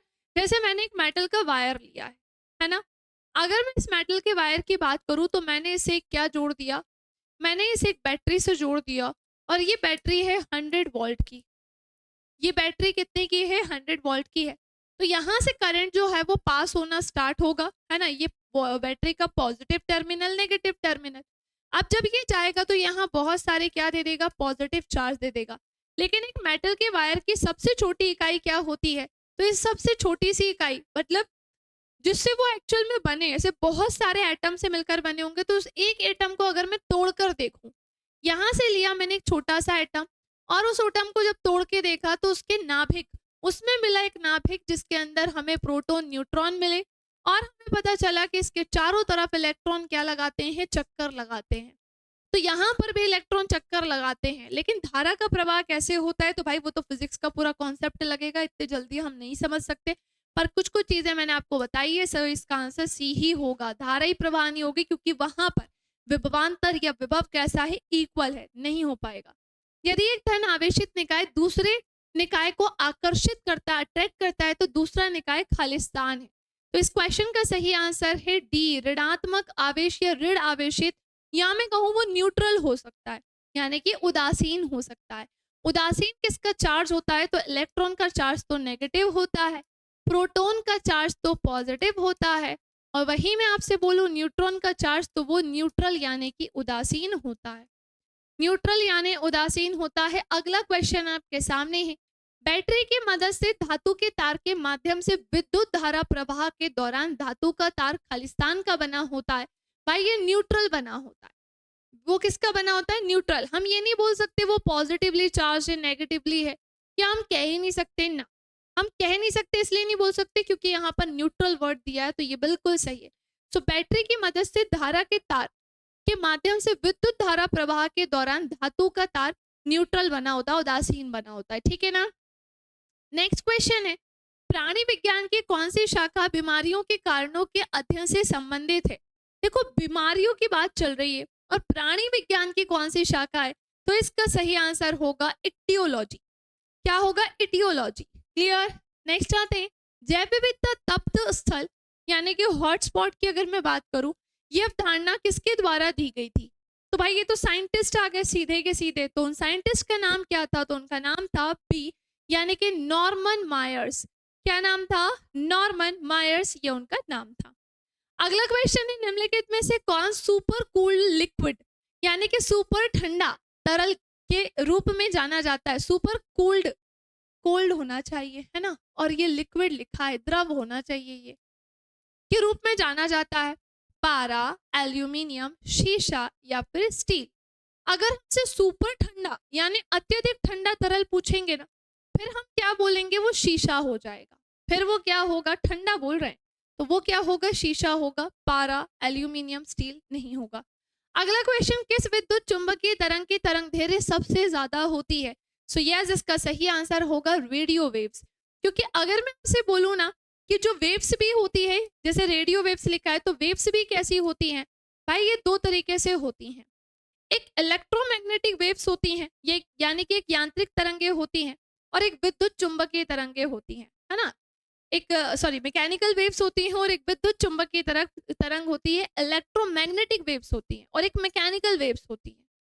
अब यहाँ पर भी हमें ना अनुदैर्ध्य अनुप्रस्थ को पढ़ना होता है, लॉन्गिट्यूडिनल होती हैं, ट्रांसवर्स होती है जिसमें ट्रफ होता है ना, मतलब श्रृंग होता है, गर्त होता है, बहुत सारी चीजें होती हैं। लेकिन इस क्वेश्चन का आंसर सी है। नेक्स्ट आते हैं, निम्नलिखित में से किसका उपयोग आवर्धक लेंस में किया जाता है, यानी मैग्नीफाइंग ग्लास के फॉर्म में किया जाता है। सो मैग्नीफाइंग ग्लास का में किया जाता है उत्तल लेंस। मेरी बात ध्यान से सुनिएगा, उत्तल लेंस कुछ ऐसा होता है और अवतल लेंस कुछ ऐसा होता है। उत्तल लेंस की अगर मैं बात करूं तो भाई ये बीच से मोटा होगा, बीच से कैसा होता है, मोटा, और ये कॉर्नर यानी किनारे से कैसा होता है, तो पतला होता है। कैसा होगा, पतला।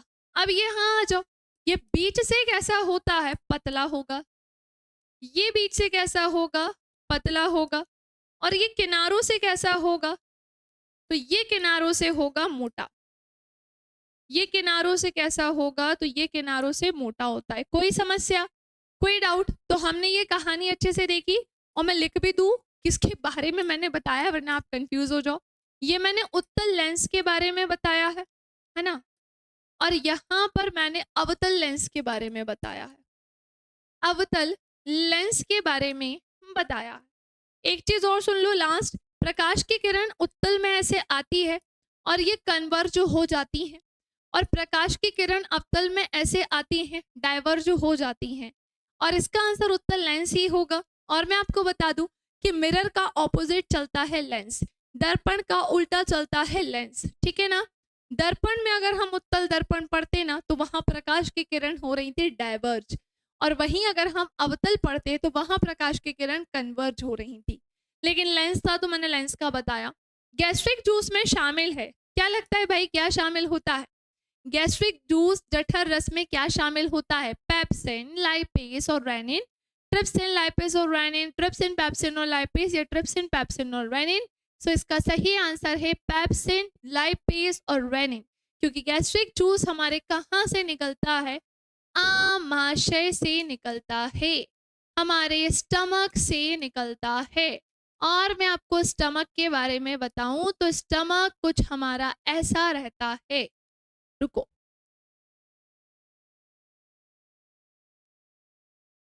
ऐसा, ठीक है ना, लगभग ऐसा होता है मान लीजिएगा। और इसी के चारों तरफ पता है क्या पाया जाता है? इसी के चारों तरफ हमें यहाँ पर मिलेगी क्या? Mucin layer. म्यूसिन लेयर हमें एचसीएल से प्रोटेक्ट करने का काम करती है। सो पेप्सिन, लाइपेज और रेनिन, अभी तो हम इसी के बारे में जान रहे, गैस्ट्रिक जूस में शामिल होता है। नेक्स्ट आते हैं, नेक्स्ट लिखा है सक्सेस एंटीरिक्स नाम दिया गया है किसके? ये किसका दिया गया है? तो ये आतों के रसों का नाम है ना। ये किसका नाम दिया गया है? तो ये नाम है इंटेस्टाइनल जूस का, क्योंकि इंटेस्टाइनल भी कई सारे जूस होते हैं।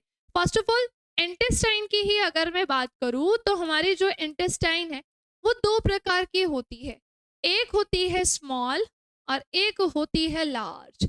एक होती है छोटी और एक होती है बड़ी। और छोटी कौन सी होती है? बड़ी वाली।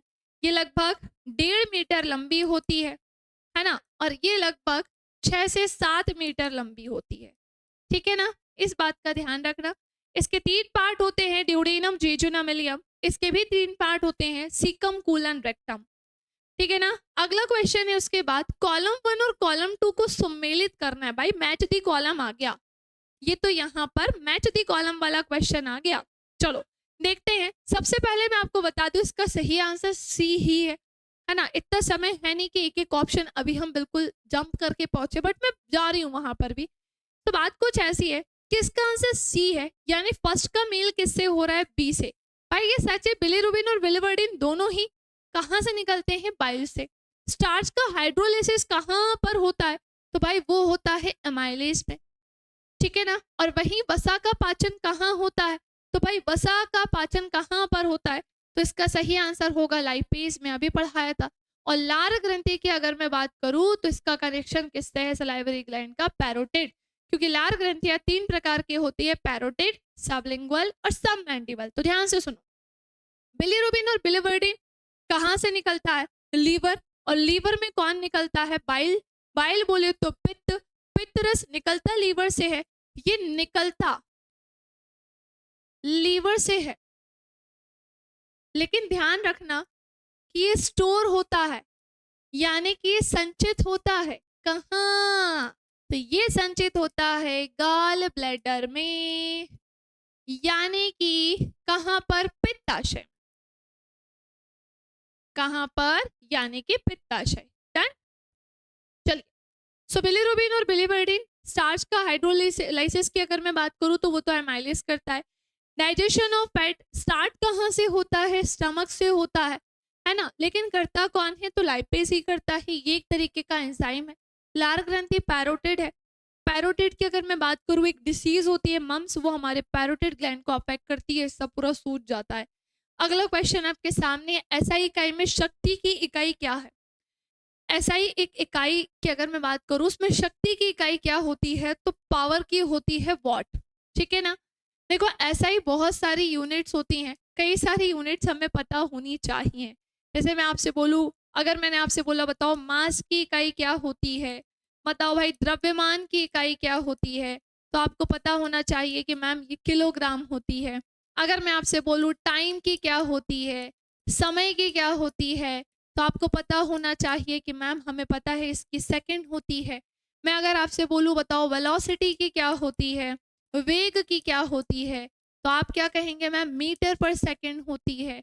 अगर मैं आपसे बोलूँ बताओ एक्सीलरेशन की क्या होती है, त्वरण की क्या होती है, तो आप क्या कहोगे मैम? मीटर पर सेकंड स्क्वायर होती है। डिस्प्लेसमेंट की क्या होती है, विस्थापन की क्या होती है, तो आप क्या बोलोगे कि मैम ये मीटर पर सेकंड होती है। वहीं मैं आपसे बोलूं डिस्टेंस की क्या होती है, दूरी की क्या होती है, तो ये मीटर पर सेकंड होती है। ऐसी बहुत सारी इकाइयां हैं जिनकी इकाइयां फिक्स्ड है, चेंज नहीं हो सकती हैं। हाँ, चेंज हो सकती हैं अकॉर्डिंग टू क्वेश्चन। ये मीटर पर सेकंड है, ये किलोमीटर पर आवर डेफिनेटली हो सकता है, बट वो क्वेश्चन के अकॉर्डिंग होगा, हम नहीं कर सकते उसको। हाँ, लेकिन बेसिक यूनिट यही होती है। अगला क्वेश्चन, निम्नलिखित में से कौन सा सही नहीं है? तो रॉबर्ट ब्राउन ने कोशिका की खोज करी, वो तो रॉबर्ट हुक ने की थी, पहला ही गलत हो गया, इसका मतलब 3 तो सही होंगे ही ना। कौन सा सही नहीं है? तो पहला ही नहीं मिला हमको, क्योंकि कोशिका की खोज किसने करी थी? तो भाई कोशिका की खोज करी थी किसने? रॉबर्ट हुक नाम के साइंटिस्ट ने। किसने की थी? रॉबर्ट हुक नाम के साइंटिस्ट ने की थी। ठीक है,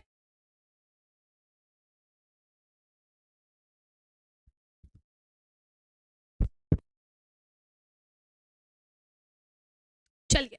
तो हमने क्या देखा कि रॉबर्ट ब्राउन ने कोशिका की खोज भाई बिल्कुल भी नहीं की थी। कोशिका की खोज किसने की थी? रॉबर्ट हुक ने की थी। कब की थी?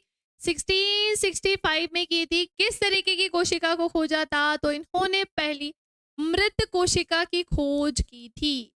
कौन सी कोशिका की खोज की थी? मृत कोशिका, यानी कि फर्स्ट डेड सेल को इन्होंने किया था डिस्कवर। क्लियर?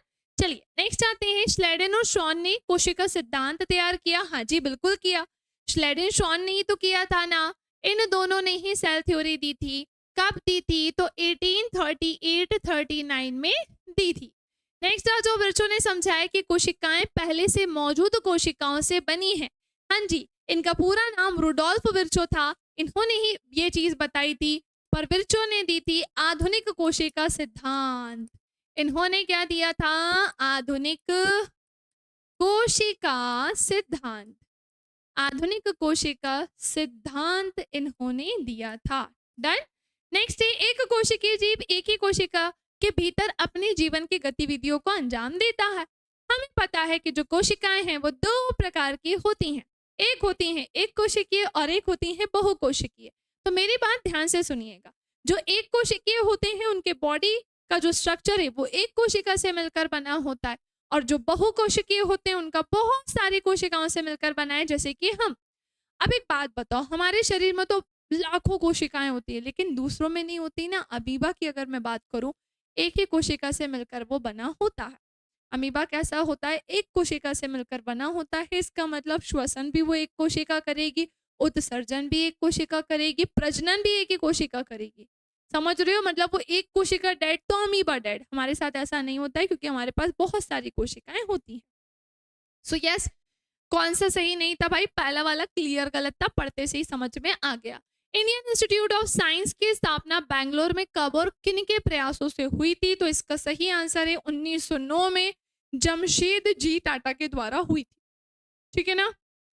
अगला क्वेश्चन है, स्टेथोस्कोप में रोगी के दिल की धड़कन की ध्वनि डॉक्टर के कानों तक पहुंचती है। बिल्कुल। तो हमें बताना है कि उसके पीछे कारण क्या है। ध्वनि के बहुविवर्तन द्वारा, ध्वनि को लेकर ही बताना है, ध्वनि के बहुपरावर्तन द्वारा, या ध्वनि के ध्रुवण द्वारा, या फिर ध्वनि के बहु अपवर्तन द्वारा। भाई ये बहुपरावर्तन के द्वारा होती है। यहाँ पर बहुपरावर्तन हुआ यानी कि मल्टीपल रिफ्लेक्शन ऑफ साउंड हुआ है। हमें रिफ्लेक्शन और रिफ्रैक्शन का मीनिंग तो पता है ना। देखो होता क्या है कि जब भी कोई प्रकाश की किरण किसी दर्पण से टकराती है, किसी मीडियम से टकराती है, और वो उसी माध्यम में वापस लौट जाए, इनके बीच में यहाँ पर हमें क्या मिलता है? तो ये नॉर्मल यानी कि अभिलंब मिलता है। तो जब ये ऐसे आई और ऐसे चली गई, ये क्या कहलाता है? इसको हम परावर्तन कहते हैं। क्या बोलते हैं? तो इसे हम परावर्तन यानी कि रिफ्लेक्शन कहते हैं।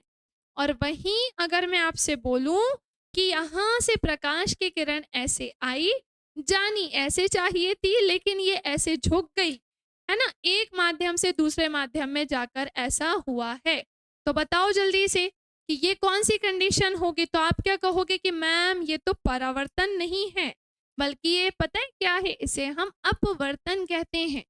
अपवर्तन यानी कि हम इसे रिफ्रैक्शन कहते हैं।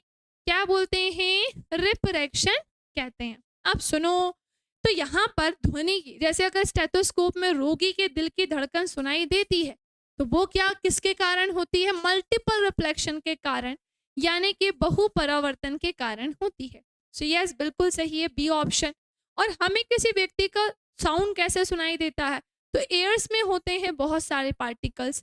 आपने कई बार नोटिस किया होगा, जिसे मैं नॉर्मली देखती हूँ कि अगर स्टूडेंट्स बिल्कुल पास में बैठे हैं, अगर स्टूडेंट्स बिल्कुल पास में बैठे हैं तो उनकी जो, हमारा जो साउंड है वो उन तक बहुत तेजी से जाता है। लेकिन एक बहुत बड़ा हॉल है, मान लीजिए बच्चा बिल्कुल पीछे बैठा है, स्टूडेंट बिल्कुल पीछे बैठा है, तो उन तक हमारी आवाज़ बहुत स्लो या कई बार पहुंच ही नहीं पाती है। क्यों नहीं पहुंच पाती है? क्योंकि जब हम यहाँ बोल रहे हैं तो जो एयर में पार्टिकल्स होंगे हमारे साउंड से वो तेजी से टकराएंगे, फिर वो ऐसे पहुंचते पहुंचते आप तक जाते हैं। बहुत कम समय में ये प्रोसेस होती है। लेकिन जब वो डिस्टेंस बढ़ने के कारण फिर वो धीरे धीरे करके क्या करते हैं? डिस्टेंस होने के कारण वो साउंड भी धीरे धीरे पहुंचता है। दैट्स वाई पीछे बैठे व्यक्ति को हमारी आवाज कम सुनाई देती है। ठीक है, अगला क्वेश्चन आपके सामने है, अगले क्वेश्चन की तरफ बढ़ते हैं। रक्षा अनुसंधान एवं विकास संगठन का आदर्श वाक्य है, क्या है भाई? The motto of the defence research and development organisation is, और वो है भाई बलस्य मूलम विज्ञानम। क्या है? तो वो है बलस्य मूलम विज्ञानम। अगला क्वेश्चन आपके सामने है, भारत की राष्ट्रीय मानसिक स्वास्थ्य नीति की शुरुआत कब की गई थी? सो बताइए, national mental health policy of India was launched in, कब लॉन्च किया गया, किस ईयर में किया गया? भाई ऐसी स्टेट्स वाली चीजें आपके माइंड में चल रहा होगा कि मैम आप तो ऐसे बस बता दे रहे हो, हमें कैसे याद करना होता है। भाई देखो कई सारे क्वेश्चंस, मतलब मैं कितना अंदर जा जाके पढ़ा रही हूँ, तो आप सोचोगे कि मैम हमें कैसे याद होगा? तो हमें कैसे याद हुआ? पढ़ा था हमने, मेहनत की थी, तो आपको भी मेहनत करनी पड़ेगी। अच्छा एक बात बताओ, जो व्यक्ति एमपीपीएससी में एक्चुअल में सिलेक्टेड है, अगर आप कभी उनके पास बैठते हो, उनने कभी ऐसा बोला अरे मैं तो तुक्के से पास हो गया, अरे नहीं मेरी तो तुक्के से गवर्नमेंट जॉब लग गई? कभी नहीं बोलेंगे। वो यही कहेंगे भाई मैंने ना ये वाली चीज इस बुक से पढ़ी थी, इस बुक से भी पढ़ी थी, इस बुक से भी पढ़ी थी। वहां तुक्का काम नहीं आता है। तो कभी भी किसी सिलेक्टेड स्टूडेंट के पास बैठना और उनको उनसे बात करके देखना और उनकी टेक्निक समझना। वो आपसे कभी ये बोल ही नहीं सकते कि मैंने यहाँ तुक्का मारा, मैंने यहाँ ऐसा करा। वो यही कहेंगे मैंने इस चीज़ को इतनी जगह से पढ़ा था, इसे यहाँ से पढ़ा था, तब जाके मैं कवर कर पाया या कवर कर पाई। ये रियलिटी है। आप सोचो कि एक बुक पढ़ के एमपीपीएससी का पेपर निकल जाएगा, ना जीना। आपको बहुत ज़्यादा एफर्ट्स लगाने पड़ेंगे, बहुत मेहनत करनी पड़ेगी, चीज़ों का त्याग करना पड़ेगा, इच्छा शक्तियों को मारना पड़ेगा। ये मोबाइल, इंस्टाग्राम, व्हाट्सएप सबको अवॉइड करना पड़ेगा, समझ रहे हैं। खैर देखो बीच बीच में थोड़ा मोटिवेशन ज़रूरी है ना, 2 घंटे का क्योंकि हमारा ये वाला सेशन है जहाँ पर हमें क्वेश्चन सॉल्व करने हैं, तो बीच बीच में मोटिवेशन भी बनता है, वरना वो लेक्चर ऐसे बोरिंग नहीं करना ना, आपको इंटरेस्ट भी तो आना चाहिए कि मैम जो पढ़ा रही हैं हाँ हमारे दिमाग में जा रहा है और मैम की बात भी बिल्कुल सही है, जो जो मैम हमें इन्फॉर्मेशन दे रही हैं। ठीक है, चलो नेक्स्ट आते हैं, सत्य युग्म का चयन करिए, है ना। अब इनमें से सही का चयन करना है। योजना प्रारंभ मतलब ये वाली सारी योजना है और ये वाली उनकी ईयर है। अब इनमें से कोई एक सही है। जननी सुरक्षा योजना तो इसके बारे में बात करें गलत है, आयुष्मान भी गलत है, दीनदयाल भी गलत है, लेकिन ममता अभियान 2014 से शुरू हुआ, ठीक है ना। अगला है राष्ट्रीय बाल स्वास्थ्य कार्यक्रम के अंतर्गत किस आयु वर्ग के बच्चे शामिल हो सकते हैं। तो राष्ट्रीय बाल स्वास्थ्य कार्यक्रम के अंतर्गत 0 से 18 वर्ष के जो बच्चे हैं वो शामिल वर्ग के बच्चे शामिल हो सकते हैं, 0 से 18 लिखा है, ठीक है ना।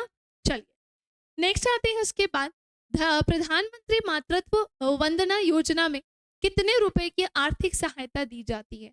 तो प्रधानमंत्री मातृत्व वंदना योजना में लगभग आप मान के चलिए 6,000 रुपए की जो है वो आर्थिक सहायता दी जाती है, यानी कि फाइनेंशियली असिस्टेंस हम बोल सकते हैं, है ना, या फिर सहायता दी जाती है। ऐसे कई सारे स्कीम्स हैं जिनके बारे में हमें हमारी फैमिलीज को नहीं पता है, लेकिन आप उन्हें ये चीज़ बता सकते हैं, है ना। कई सारी स्कीम्स हैं जो गवर्नमेंट निकालती हैं लेकिन वो हम तक पहुंच ही नहीं पाती है क्योंकि हमें उसका नॉलेज ही नहीं होता है, हम अवेयर ही नहीं होते हैं। लेकिन जब आप स्कीम्स एक एक करके पढ़ने जाओगे ना, मे बी हम उसके लिए एलिजिबल ना हो क्योंकि सबके क्राइटेरिया अलग अलग होते हैं, है ना। सबके क्राइटेरिया कैसे होते हैं, अलग अलग होते हैं, लेकिन जिनको एक्चुअल में नीड है उन तक वो चीज़ पहुंच जाए। तो बेटर यही है कि अगर किसी योजना के बारे में आपको पता है तो भाई अपने साथी संगियों को भी बताओ, तुमको लग रहा है कि उनको पता होना चाहिए तो बिल्कुल बताओ, है ना। चलिए नेक्स्ट आते हैं उसके बाद, राष्ट्रीय स्वास्थ्य नीति 2017 से संबंधित असत्य कथन का चयन करिए। 3 सही होंगे, कोई एक असत्य, उसका चयन हमें करना है। तो स्वास्थ्य व्यय को 2015 तक 2.5% करने का लक्ष्य है, ये सच है, ये बिल्कुल सच है। जन्म के समय जीवन प्रत्याशा को वर्ष 2025 तक 65 वर्ष करने का लक्ष्य है। आप किसी की मृत्यु निश्चित नहीं कर सकते हो, अगर वो कल लिखी है तो कल हो जाएगी, आज लिखी है तो आज हो जाएगी, और 50 साल बाद लिखी होगी तो वो तब ही होगी, है ना। तो जन्म के समय जीवन प्रत्याशा को वर्ष 2025 तक 65 वर्ष करने का लक्ष्य नहीं, ये नहीं है। वर्ष 2025 तक नवजात मृत्यु दर को 16 और जन्म दर को एकल अंक में लाने का लक्ष्य है, ये संभव है। वर्ष 2025 तक क्षय रोग का उन्मूलन, ये भी संभव है। सो यस, इसका सही आंसर बी वाला बिल्कुल गलत है। किस अनुच्छेद में वर्णित है कि राज्य का यह प्राथमिक कर्तव्य होगा पोषक आहार स्तर और जीवन स्तर को ऊंचा करना तथा लोक स्वास्थ्य का सुधार करना। अनुच्छेद 46, आर्टिकल 47, 48, 49। सो यस, आर्टिकल 47 के तहत ऐसा होता है। हमारे कॉन्स्टिट्यूशन में, हमारे संविधान में आर्टिकल, पार्ट्स, शेड्यूल्स, उनमें सब दिया गया है, उनमें हर एक चीज के बारे में जानकारी दी गई है कि कभी अगर हम कहीं फंस जाएं या हमें कोई मतलब कुछ जानकारी, जैसे कुछ लोग आके बोलते हैं ना, नहीं तुम्हें यहाँ बोलने का अधिकार नहीं है, तो हम बोल सकते हैं नहीं भाई हमारे संविधान में सब लिखा है मुझे बोलने का अधिकार है, लेकिन उससे बिना मतलब ना डरना है। पता चला मैटर उसका चल रहा है, हम जाके उससे लड़ाई करने में लगे हैं, वहां पर उस किसी के मैटर में नहीं बोलना है। जहां हमें लग रहा है कि हमें बोलना चाहिए वहां स्वतंत्रता का अधिकार है, बोलने का अधिकार है। तो ऐसे कई सारे पॉइंट्स है जो हमारे संविधान में क्लियर तरीके से लिखे हैं। तो खैर ये वाला तो इसका सही आंसर है। अगले की तरफ आते, प्रधानमंत्री किसान सम्मान निधि योजना में कितने रुपए की आर्थिक सहायता दी जाती है। तो दी जाती है 6,000 रुपए की आर्थिक सहायता। अगली क्वेश्चन आई थिंक रिपीट था क्या, ऐसा कुछ अभी किया आर्थिक सहायता वाला, मेरे ख्याल से ये रिपीट क्वेश्चन है अकॉर्डिंग टू मी। चलिए नेक्स्ट आते हैं, आयुष्मान भारत मिशन योजना को मध्य प्रदेश में लागू करने हेतु किस हेल्थ एजेंसी को बनाया गया था। तो इसके लिए दीनदयाल स्वास्थ्य सुरक्षा परिषद की स्थापना की गई थी। सो ऑप्शन नंबर ए बिल्कुल सही है। निम्नलिखित में से कौन सबसे अधिक लोचदार पदार्थ होता है। लोचदार बोले तो इलास्टिक होता है, तो इसका सही आंसर क्या होगा, स्टील होगा। रबर मत कर देना और स्पंज मत कर देना, कांच मत कर देना, इसका आंसर स्टील होगा। नेक्स्ट आते हैं, अमर बेल किसका एक उदाहरण है। तो अमर बेल एक परजीवी का उदाहरण है। प्रोटोजुआ, है ना, परजीवी का, पैरासाइट का एक उदाहरण होता है। सो इसका आंसर क्या होगा? बी। नेक्स्ट क्वेश्चन है, भारत में स्पेस टेक स्टार्टअप को बढ़ावा देने के लिए इसरो ने किस कंपनी के साथ साझेदारी की? तो एक इसरो ने फिर माइक्रोसॉफ्ट के साथ साझेदारी करी। सो ऑप्शन नंबर बी बिल्कुल करेक्ट है। ये डायरेक्ट वाले हैं भाई, इनमें कुछ है ही नहीं ऐसा।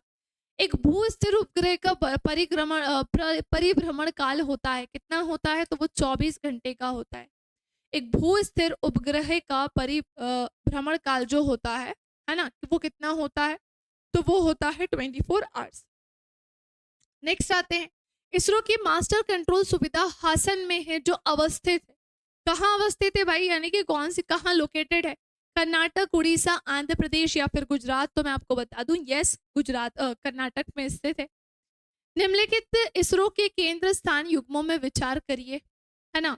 तो आपके पास इतने सारे ऑप्शन है, जैसे विक्रम साराभाई अंतरिक्ष केंद्र, ये त्रिवेंद्रम केरल में है। बचपन से पढ़ते आ रही हैं सारी चीजें, तो आपको भी पता होगा, बचपन से ही हम लोग स्कूल में भी कितना रटते थे, और अब तो इसे रटना ही है, अगर नहीं भी रटा हो तब तो अब तो रट ही लेना। सो इसका सही आंसर क्या होगा भाई? फर्स्ट वाला होगा, यानी कि ए वाला। ए वाला हमसे कह रहा है कि पहला और दूसरा बिल्कुल क्या है, वो सही है युग्म, बाकी सारे गलत है। यानी कि विक्रम साराभाई अंतरिक्ष केंद्र, ये तो कंफर्म है कि त्रिवेंद्रम केरल में है। UR राव उपग्रह केंद्र जो सैटेलाइट सेंटर है वो है बेंगलुरु यानी कि कर्नाटक।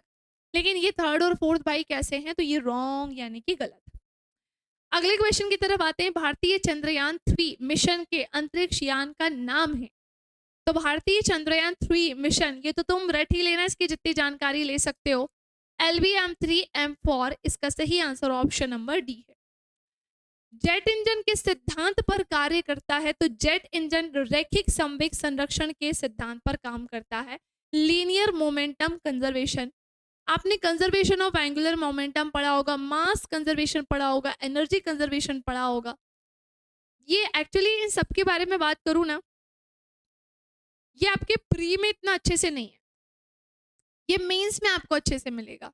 अब आप कहेंगे मैम ये कैसा क्वेश्चन है, ये तो प्री में ही दिया गया है। हाँ मैं मान रही हूँ, लेकिन प्री में तो इसका एक पार्ट नहीं है। जैसे क्या होता है कि कोई हमसे बोलता है कि मैम MPPSC की तैयारी करना है, तो भाई मैं तो कभी नहीं बोलती कि आप प्री की तैयारी करो, और दूसरे टीचर्स भी नहीं बोलते, सब यही बोलते हैं कि आप मेंस की तैयारी करो, क्योंकि मेंस के लिए हम यहाँ पर पढ़ेंगे और प्री का लेवल यहाँ पर है, क्योंकि मेंस में हम प्री के जितने भी सब्जेक्ट है वो कितना टॉप लेवल पे जाके पढ़ रहे हैं। तो जब हम अपने सब्जेक्ट को यहाँ से यहाँ ले जाकर पढ़ रहे हैं, दैट मीन्स कितना अंतर आ गया है। तो जब हम अपने सब्जेक्ट को पूरा डिटेल में ही पढ़कर बैठ चुके होंगे, तो ये तो अपने आप निकल जाएगा और इसके लिए हमें अलग कॉन्फिडेंस आ जाएगा। लेकिन अब हम सोचेंगे नहीं, हम प्री की ही तैयारी करते, फिर मेंस का देखेंगे तो दिक्कत है फिर। तो जो मेंस में जिन्होंने पढ़ा होगा ना अच्छे से, मेंस में जिन्होंने अच्छे से पढ़ा होगा ना, तो उनके लिए मैं बता देती हूँ कि ये चीज़ें उनके लिए थोड़ी सी क्या हो जाएंगी, ईजी हो जाएंगी। ठीक है ना। सो यस, इस क्वेश्चन का सही आंसर ऑप्शन नंबर डी होगा, रैखिक संवेग संरक्षण यानी लीनियर मोमेंटम कंजर्वेशन ये कहलाता है। ठीक है ना।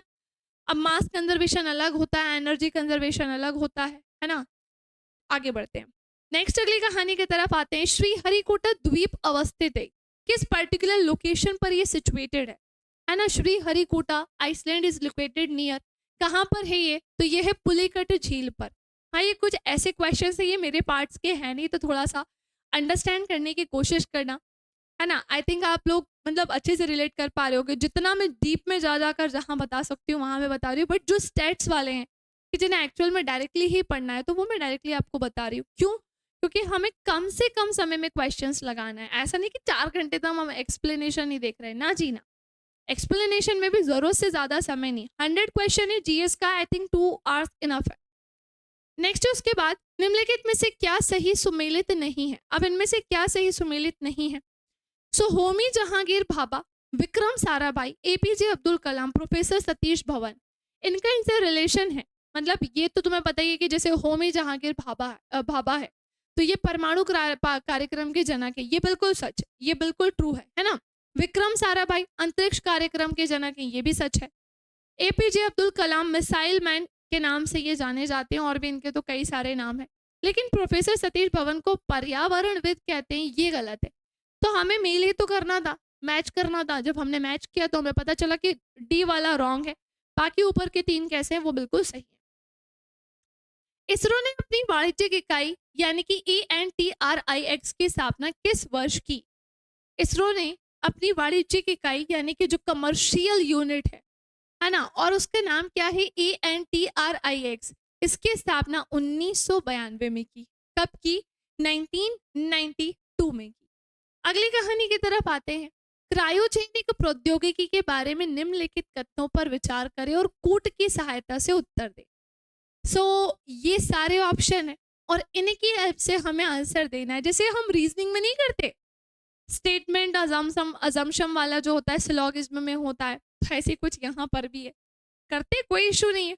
यूपीएससी में तो पूरा ही ऐसे ही क्वेश्चन आते हैं, एमपीपीएससी में इतने नहीं आते, यूपीएससी में और ज्यादा कंफ्यूजिंग आते हैं, तभी तो वो यूपीएससी है। तो बात कुछ ऐसी है, क्रायोजेनिक का शाब्दिक अर्थ निम्न तापी है ना, और इस प्रौद्योगिकी में इंजन को परम तापीय अवस्था में प्रयोग करने की विशेषता के कारण इसे क्रायोजेनिक इंजन कहते हैं। क्रायोजेनिक इंजन में अति निम्न ताप पर हाइड्रोजन का ईंधन के रूप में और ऑक्सीजन का ऑक्सीकारक के रूप में प्रयोग होता है। तो क्या लगता है ये तीनों ऑप्शन सही है या कोई एक सही है या फिर कोई दो सही है? केवल कथन एक सही है, तो मैं आपको बताऊं नहीं, ये भी सही है, ये भी सही है। केवल कथन दो सही है तो सही दो है, नहीं ये भी नहीं है। तो मैं आपको बता दूं इसका सही आंसर सी होगा, तीनों ही कथन सही हैं। क्रायोजेनिक का शाब्दिक अर्थ निम्न तापी होता है। Cryogenic literally means low temperature. इस प्रौद्योगिकी में इंजन को परम तापीय अवस्था में प्रयोग करने की विशेषता के कारण ही इसे क्रायोजेनिक इंजन कहते हैं। और क्रायोजेनिक इंजन में अति निम्न ताप पर हाइड्रोजन का ईंधन के रूप में और ऑक्सीजन का ऑक्सीकारक के रूप में यूज होता है, प्रयोग होता है। अगला क्वेश्चन है, अंतरिक्ष में भारत के पहले मानव मिशन का नाम क्या है? अंतरिक्ष में भारत के पहले मानव मिशन का नाम क्या है? तो इसका नाम है गगनयान।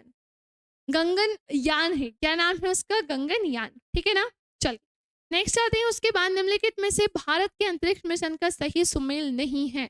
लो भाई, भारत में अंतरिक्ष के जितने भी मिशन है, हालांकि जब आपने आपका ये वाला पूरा पार्ट पढ़ा होगा, क्योंकि यूनिट 7 में मेरे ख्याल से बहुत सारी चीज़ें हैं। जैसे अगर मैं अपने बायो की पार्ट की बात करूँ तो वहाँ केवल मानव शरीर लिख दिया है, लेकिन मुझे पढ़ाना पूरा पड़ता है और आपको पूरा पढ़ना पड़ता है।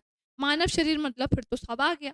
वैसे ही इसमें भी अगर मैं आपके अंतरिक्ष या अंतरिक्ष से संबंधित सभी भागों की बात करूँ या जितनी भी जानकारी, तो तुम्हें पूरा ही पढ़ना पड़ेगा। छोड़ दो, तुम वैसे भी कुछ सकते ही नहीं हो, है ना। तो निम्नलिखित में से भारत के अंतरिक्ष मिशन का सही सुमेल नहीं है। अंतरिक्ष 1 2008, अंतरिक्ष 2 2019, मंगलयान फर्स्ट 2013 या फिर आदित्य L1 2010। अब कौन सा सही मेल नहीं है? तो यस, आदित्य L1 2010 ये रॉन्ग है। बाकी सबका मेल कैसा है?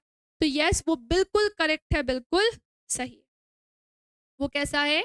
तो वो बिल्कुल करेक्ट है, यानी कि वो बिल्कुल सही है, ठीक है।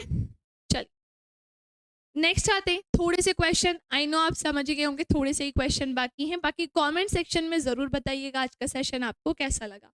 निम्नलिखित में से सही सुमेल नहीं है, कौन सा नहीं है? भारतीय सुदूर संवेदन संस्थान IIRS, ये फुल फॉर्म भी याद कर लीजिएगा, है ना। भारतीय गहन, हाँ ये सही है, ये देहरादून में ही है। भारतीय गहन अंतरिक्ष नेटवर्क, ये पुणे में है। राष्ट्रीय वायुमंडलीय अनुसंधान प्रयोगशाला तिरुपति सही है, और द्रव नोदन प्रणाली केंद्र बंगलुरु, ये भी बिल्कुल सही है, लेकिन ये वाला रॉन्ग है। अगला क्वेश्चन है, भारत में 3 फसल मौसम, आपको पता है खरीफ की होती है, रबी की होती है, जायद होती है। निम्नलिखित में से कौन सा जायद के लिए ही सही है? जायद क्रॉप्स के आपने नाम सुना ही होगा, तो इनमें से क्या सही होगा? ये एक छोटी अवधि की गर्मी की, ये दिख रहा होगा ना क्लियर आपको, अदरवाइज टेस्ट तो ऑफलाइन में आपके पास होगा ही, और अगर नहीं भी होगा तो आई थिंक आप इसे जूम करके देखोगे तो दिख जाएगा, है ना। तो ये एक छोटी अवधि की गर्मी की फसल का मौसम है जो रबी फसलों के रोपण के बाद शुरू होता है, क्या ये सही है? या ये एक छोटी अवधि की गर्मी की फसल का मौसम है जो रबी फसलों की कटाई के बाद शुरू होता है। ये दक्षिण भारत में एक अच्छी तरह से चिन्हित फसल के मौसम के रूप में मौजूद, क्योंकि तापमान भिन्नता कैसी होती है? अधिक होती है। उत्तर भारत के संचित क्षेत्रों में इस मौसम में तरबूज, सब्जियां और चारे की फसल उगाई जाती हैं। तो क्या लगता है क्या आंसर होगा? फिर से वो वाला ऑप्शन आ गया है, इन विकल्पों में से ही तो चूज करना है इसको। सो मैं आपको बता देती हूँ, यस इसका आंसर दिख ही रहा है, सी ही होगा। अब सी में भी क्या क्या आ रहा है, बी और डी, यानी ये और ये बिल्कुल सही है। क्योंकि ध्यान से सुनिएगा, हमें विशेष रूप से जायद के लिए कौन सी सही है ये बताना है। तो जायद फसल ये बोलती है कि ये एक छोटी अवधि की गर्मी की फसल का मौसम है जो रबी फसलों की कटाई के बाद शुरू होता है, मतलब ये गर्मी में शुरू होता है। मैं ऐसा बोल सकती हूँ लगभग मार्च के आसपास इसकी स्टार्टिंग हो जानी चाहिए, है ना। क्योंकि हमने देखा है सर्दी भी लगभग फेब एंड तक खत्म हो जाती है, ऑलमोस्ट खत्म हो जाती है, और नहीं तो भाई वो थोड़ा उमस वाला सेक्शन तो स्टार्ट हो जाता है फरवरी एंड तक तो हो ही जाता है ना। नहीं तो वो 5-10 मार्च तक तो हो जाएगा, फिर वहां से जो है नॉर्मल हमारा गर्मी का सीजन स्टार्ट हो जाता है। तो ये सही है ना। और उत्तर भारत के संचित क्षेत्रों में इस मौसम में गर्मियों में तुम क्या उगाते हो, यही तो उगाते हो, सब्जियां, चारे की फसल, तरबूज हो गया, गर्मी वाली जो चीजें होती हैं वो सब इसमें उगती हैं। खरबूजा हो गया, तरबूज का छोटा भाई जिसे देखकर हम लोग नाक मुंह बनाते हैं, उसे खाने में अच्छा नहीं लगता है, वो भी इसी सीजन में ही आएगा। चावल एक खरीफ की फसल है जिसके लिए उच्च तापमान, चावल एक ऐसी फसल होती है जिसके लिए तापमान ज्यादा चाहिए होता है, पानी भी अधिक मात्रा में चाहिए होता है, तभी तो ये बरसात के समय में होती है, तभी तो ये बरसात के समय में होती है। क्योंकि गर्मी के सीजन में तो इतना पानी मिलेगा नहीं और ये उग भी नहीं पाएगा, सर्दी में भी नहीं होता है। तो ये कब उगता है चावल, तो ये बरसात के समय उगता है ना। तो चावल एक खरीफ फसल है जिसके लिए उच्च तापमान 25 डिग्री सेल्सियस से ऊपर और उच्च आर्द्रता यानी कि जो ह्यूमिडिटी है वो भी उच्च होती है, और वो कितनी, और खालिस्तान से ऊपर वार्षिक वर्षा की आवश्यकता होती है। अब एवरेज अगर हम देखेंगे तो वर्षा कितनी होनी चाहिए, तो ये 100 सेंटीमीटर के ऊपर तो होनी ही चाहिए, तब जाके वो क्रॉप कैसी होगी, अच्छे से उग पाएगी, चावल की जो खेती है वो अच्छे से हो पाएगी।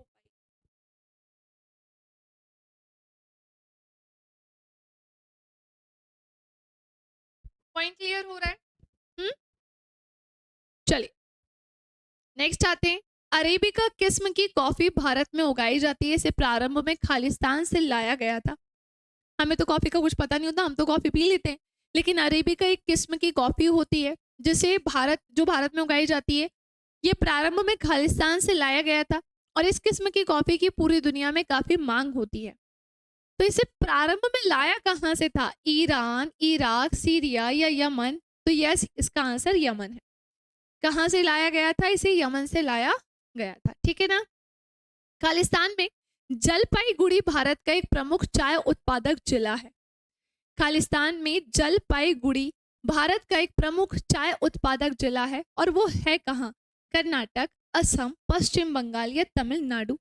तो इसका आंसर होगा वेस्ट बंगाल यानी कि पश्चिम बंगाल, ठीक है ना। तो पश्चिम बंगाल में जलपाईगुड़ी भारत का एक प्रमुख चाय उत्पादक जिला ही है। नेक्स्ट है मध्य प्रदेश का दुग्ध उत्पादन में देश में कौन सा स्थान है। देखो मध्य प्रदेश का दूध के उत्पादन में कौन सा स्थान है, भारत में नहीं पूछ रहे हैं, मध्य प्रदेश में पूछ रहे हैं।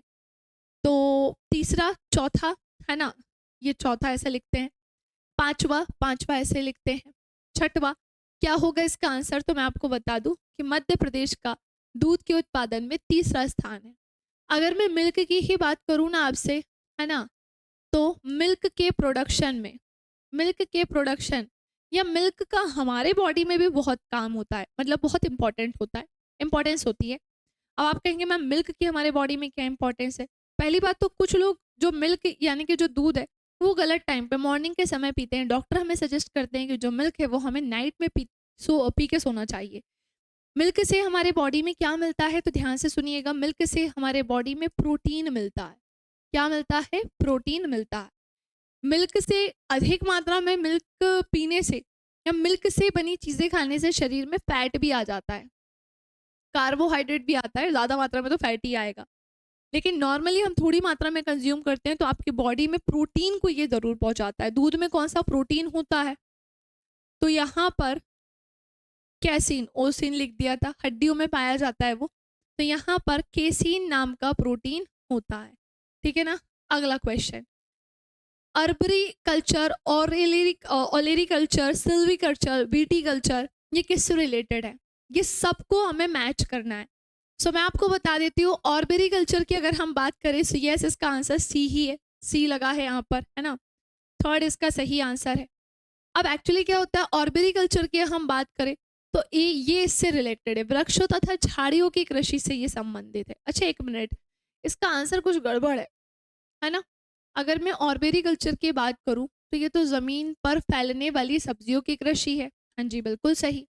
और वहीं अगर मैं बात करूं ओलेरीकल्चर तो ये वृक्ष और झाड़ियों की कृषि होनी चाहिए। सिल्वीकल्चर वानिकी की एक शाखा से होनी चाहिए। और बीटी कल्चर ये होता है अंगूरों का व्यापारिक स्तर पर उत्पादन। मेरे ख्याल से, अरे ये लगा तो है आंसर ए, फर्स्ट बिल्कुल सही है भाई, है ना, बिल्कुल सही है फर्स्ट। मैंने बिल्कुल सही मैच किया है, ये बिल्कुल सही है, ये इससे और ये इससे, ठीक है ना। ये नहीं होगा इसका, है ना, आंसर नीचे दिया है, देखा नहीं था। चलिए नेक्स्ट आते हैं, फर्स्ट वाला हो गया ना, अगला क्वेश्चन।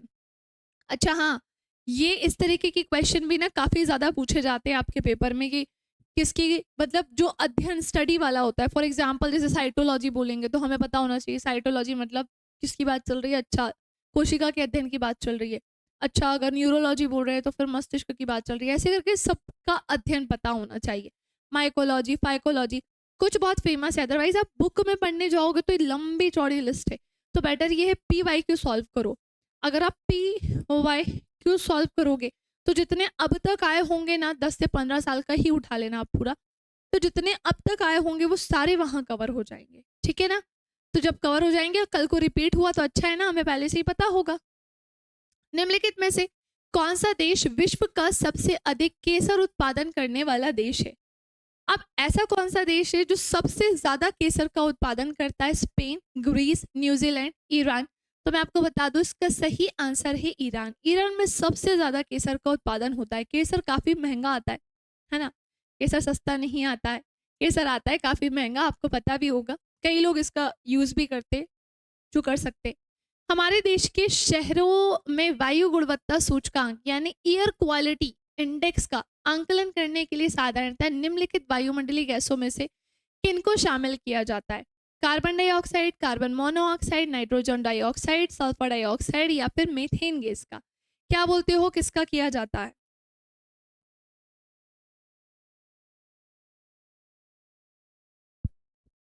हम्म, तो नीचे दिए गए कूट का प्रयोग करके सही उत्तर देना है। और मैं आपको बता देती हूँ कि वायु गुणवत्ता सूचकांक का अगर हम आकलन करेंगे ना तो हाँ, ये सच है कि बी वाला सही है क्योंकि कार्बन मोनोऑक्साइड का यूज होगा, नाइट्रोजन डाइऑक्साइड का यूज होगा और सल्फर डाइऑक्साइड का यूज होगा। CO2 और मेथेन का नहीं होगा इतना। मतलब ये तीनों ज्यादा इंपॉर्टेंट है, ठीक है। सो आंसर क्या होगा, बी वाला होगा। प्राथमिक प्रदूषक कौन सा नहीं है। प्राइमरी पॉल्यूटेंट्स की अगर मैं बात करूं, so primary pollutants do not include, क्या इंक्लूड नहीं करते हैं वो, ozone, carbon monoxide, nitrogen oxide या फिर सल्फर ऑक्साइड। तो मेरे हिसाब से आंसर ओजोन ही होना चाहिए। डेफिनेटली आंसर ए ही होगा। So option number E is the correct answer. आपदा जोखिम न्यूनीकरण के लिए अंतरराष्ट्रीय दिवस हर साल किस दिन मनाया जाता है।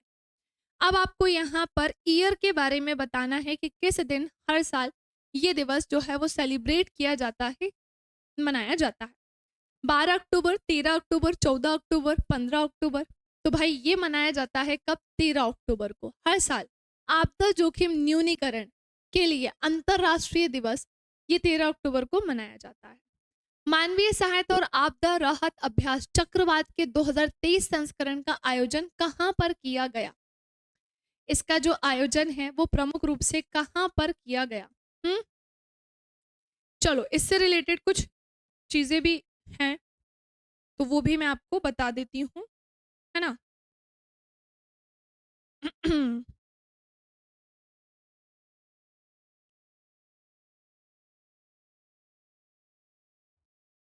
ये सारे सेक्शंस पता है ऐसे हैं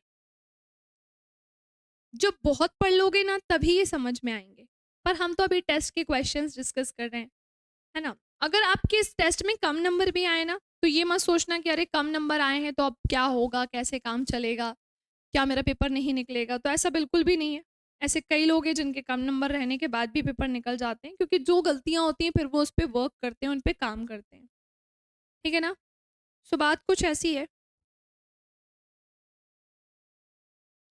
हाँ जी, सो बात कुछ ऐसी है कि मानवीय सहायता और आपदा राहत अभ्यास चक्रवात के लिए 2023 संस्करण का आयोजन कहाँ किया गया था? तो ये गोवा में किया गया था, जिसकी कैपिटल क्या है? पणजी है, ये तो आपको पता ही होगा। अगले क्वेश्चन की तरफ, है ना। आई थिंक कितने क्वेश्चन हैं हमारे पास, ये लास्ट क्वेश्चन फिर फिनिश। मध्य प्रदेश के किस जिले की लौह शिल्प कला को जीआई टैग मिला है? तो वो मिला है भाई किसको? डिंडोरी को।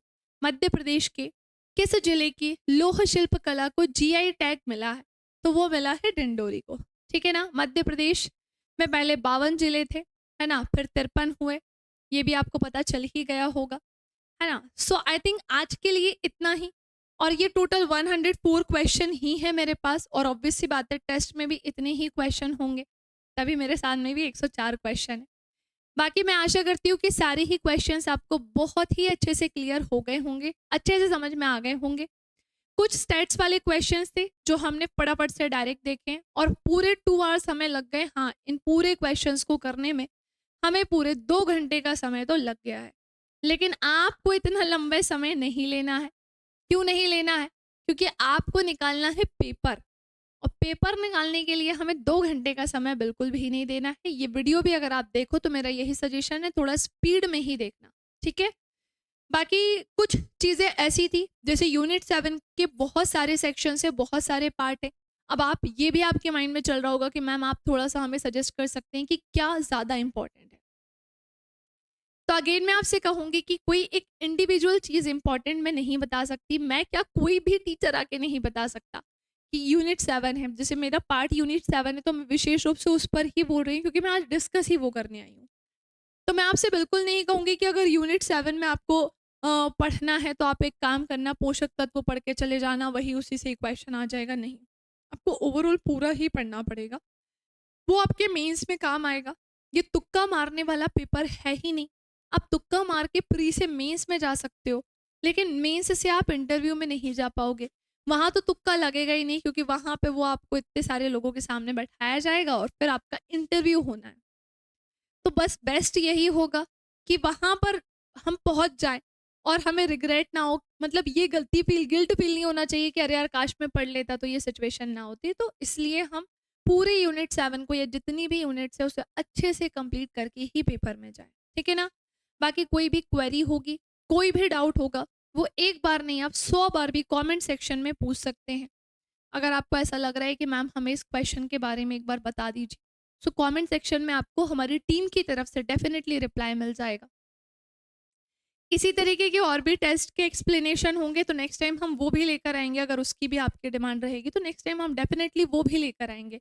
अभी हमारा प्रयास पूरा यही है कि कई सारे टेस्ट ऐसे जो आपके लिए ज़्यादा कंफ्यूजिंग है, तो हम उन्हीं के एक्सप्लेनेशन आपके सामने लेकर आए, ताकि आपके सारे डाउट्स वहाँ हो सके क्लियर, ठीक है। लेकिन अभी आपको यही करना है कि पेपर में थोड़ा सा समय है आपके पास, यानी आपका पेपर 17 दिसंबर से होना है। उसके पहले मेरे हिसाब से कि नवंबर एंड तक तो आपका पूरा अच्छे से रिवीजन हो जाना चाहिए। वैसे तो अभी तक हो जाना चाहिए था, लेकिन फिर भी अगर कुछ लोगों का नहीं हुआ हो तो आप कोशिश करो कि 15 नवंबर, है ना, दिवाली आ रही है, मुझे पता है, अच्छी बात है, दिवाली तो मनाना ही है, लेकिन केवल दिवाली मनाना है ये नहीं करना है। तो कोशिश करिएगा 15 नवंबर तक आप कैसे भी करके अपना सिलेबस कंप्लीट करो। उसके बाद आपको टेस्ट ही टेस्ट देने, प्रैक्टिस ही प्रैक्टिस करनी है, क्योंकि प्री के बाद ही हम मेंस की तैयारी कर पाएंगे। अभी हम मेंस पे भी जंप नहीं कर सकते क्योंकि आपका पूरा ध्यान प्री पर है, ठीक है। सो इसी अच्छी सी बात से अब आज के सेशन में को मैं करती हूँ यहीं पर समाप्त, है ना। कोई भी क्वेरी, कोई भी डाउट होगा, है ना, और सारे सेंटर्स के बारे में तो मैंने आपको बता ही दिया था। अगर आप ऑफलाइन टेस्ट देना चाहते हैं, इसका एक बार और मैं फिर इन्फॉर्मेशन दे देती हूँ, फिर मैं सेशन को ओवर कर दूंगी। अगर आप ऑफलाइन टेस्ट देना चाहते हैं तो ये ऑफलाइन टेस्ट के सेंटर है 15 जिलों में, 15 शहर में ये हो रहे हैं। जैसे भोपाल में 2 जगह पर आपको ये मिलेगा टेस्ट। आप चाहे तो आरंभ सिविल सर्विसेज वहाँ यहाँ पर आके भी टेस्ट दे सकते हैं, निश्चय एकेडमी में भी दे सकते हैं, इंदौर में भी जा सकते हैं। इंदौर में 3 जगह पर आपको मिल रहा है ये। इसी के साथ मैं आपको बता दूं, ग्वालियर में 2 प्लेसेस हैं, जबलपुर, मंदसौर, बालाघाट, सागर, कटनी, छिंदवाड़ा, छिंदवाड़ा में 2 जगह, और सिवनी। मतलब अगर आप इन पर्टिकुलर प्लेस पर हैं या इसके नियर बाय हैं, आसपास के क्षेत्र में हैं, और आप चाहते हैं, और मैं लिटरली आपको बोल रही हूँ, काफ़ी सारे बच्चे टेस्ट देते हैं और वो सेटिस्फाइड होते हैं, तो आप भी अगर इसी तरीके के जिसमें एरर ना हो, अभी आपने देखा मैंने कोई एरर फाइंड की ना जी ना, है ना? कोई ऐसी एरर नहीं मिली है कि हमें लगेगा अरे बहुत समय वेस्ट हो रहा है, नहीं। आप टेस्ट को कंपेयर करना और फिर टेस्ट लगाना, आप भी बिलीव करोगे हाँ, ये टेस्ट ज़्यादा बेस्ट है, ठीक है? सो आई थिंक आज के लिए इतना ही, मिलेंगे अब हम नेक्स्ट अगले सेशन में। सो प्यारे-प्यारे से कमेंट्स करना नहीं भूलिएगा। Thank you class.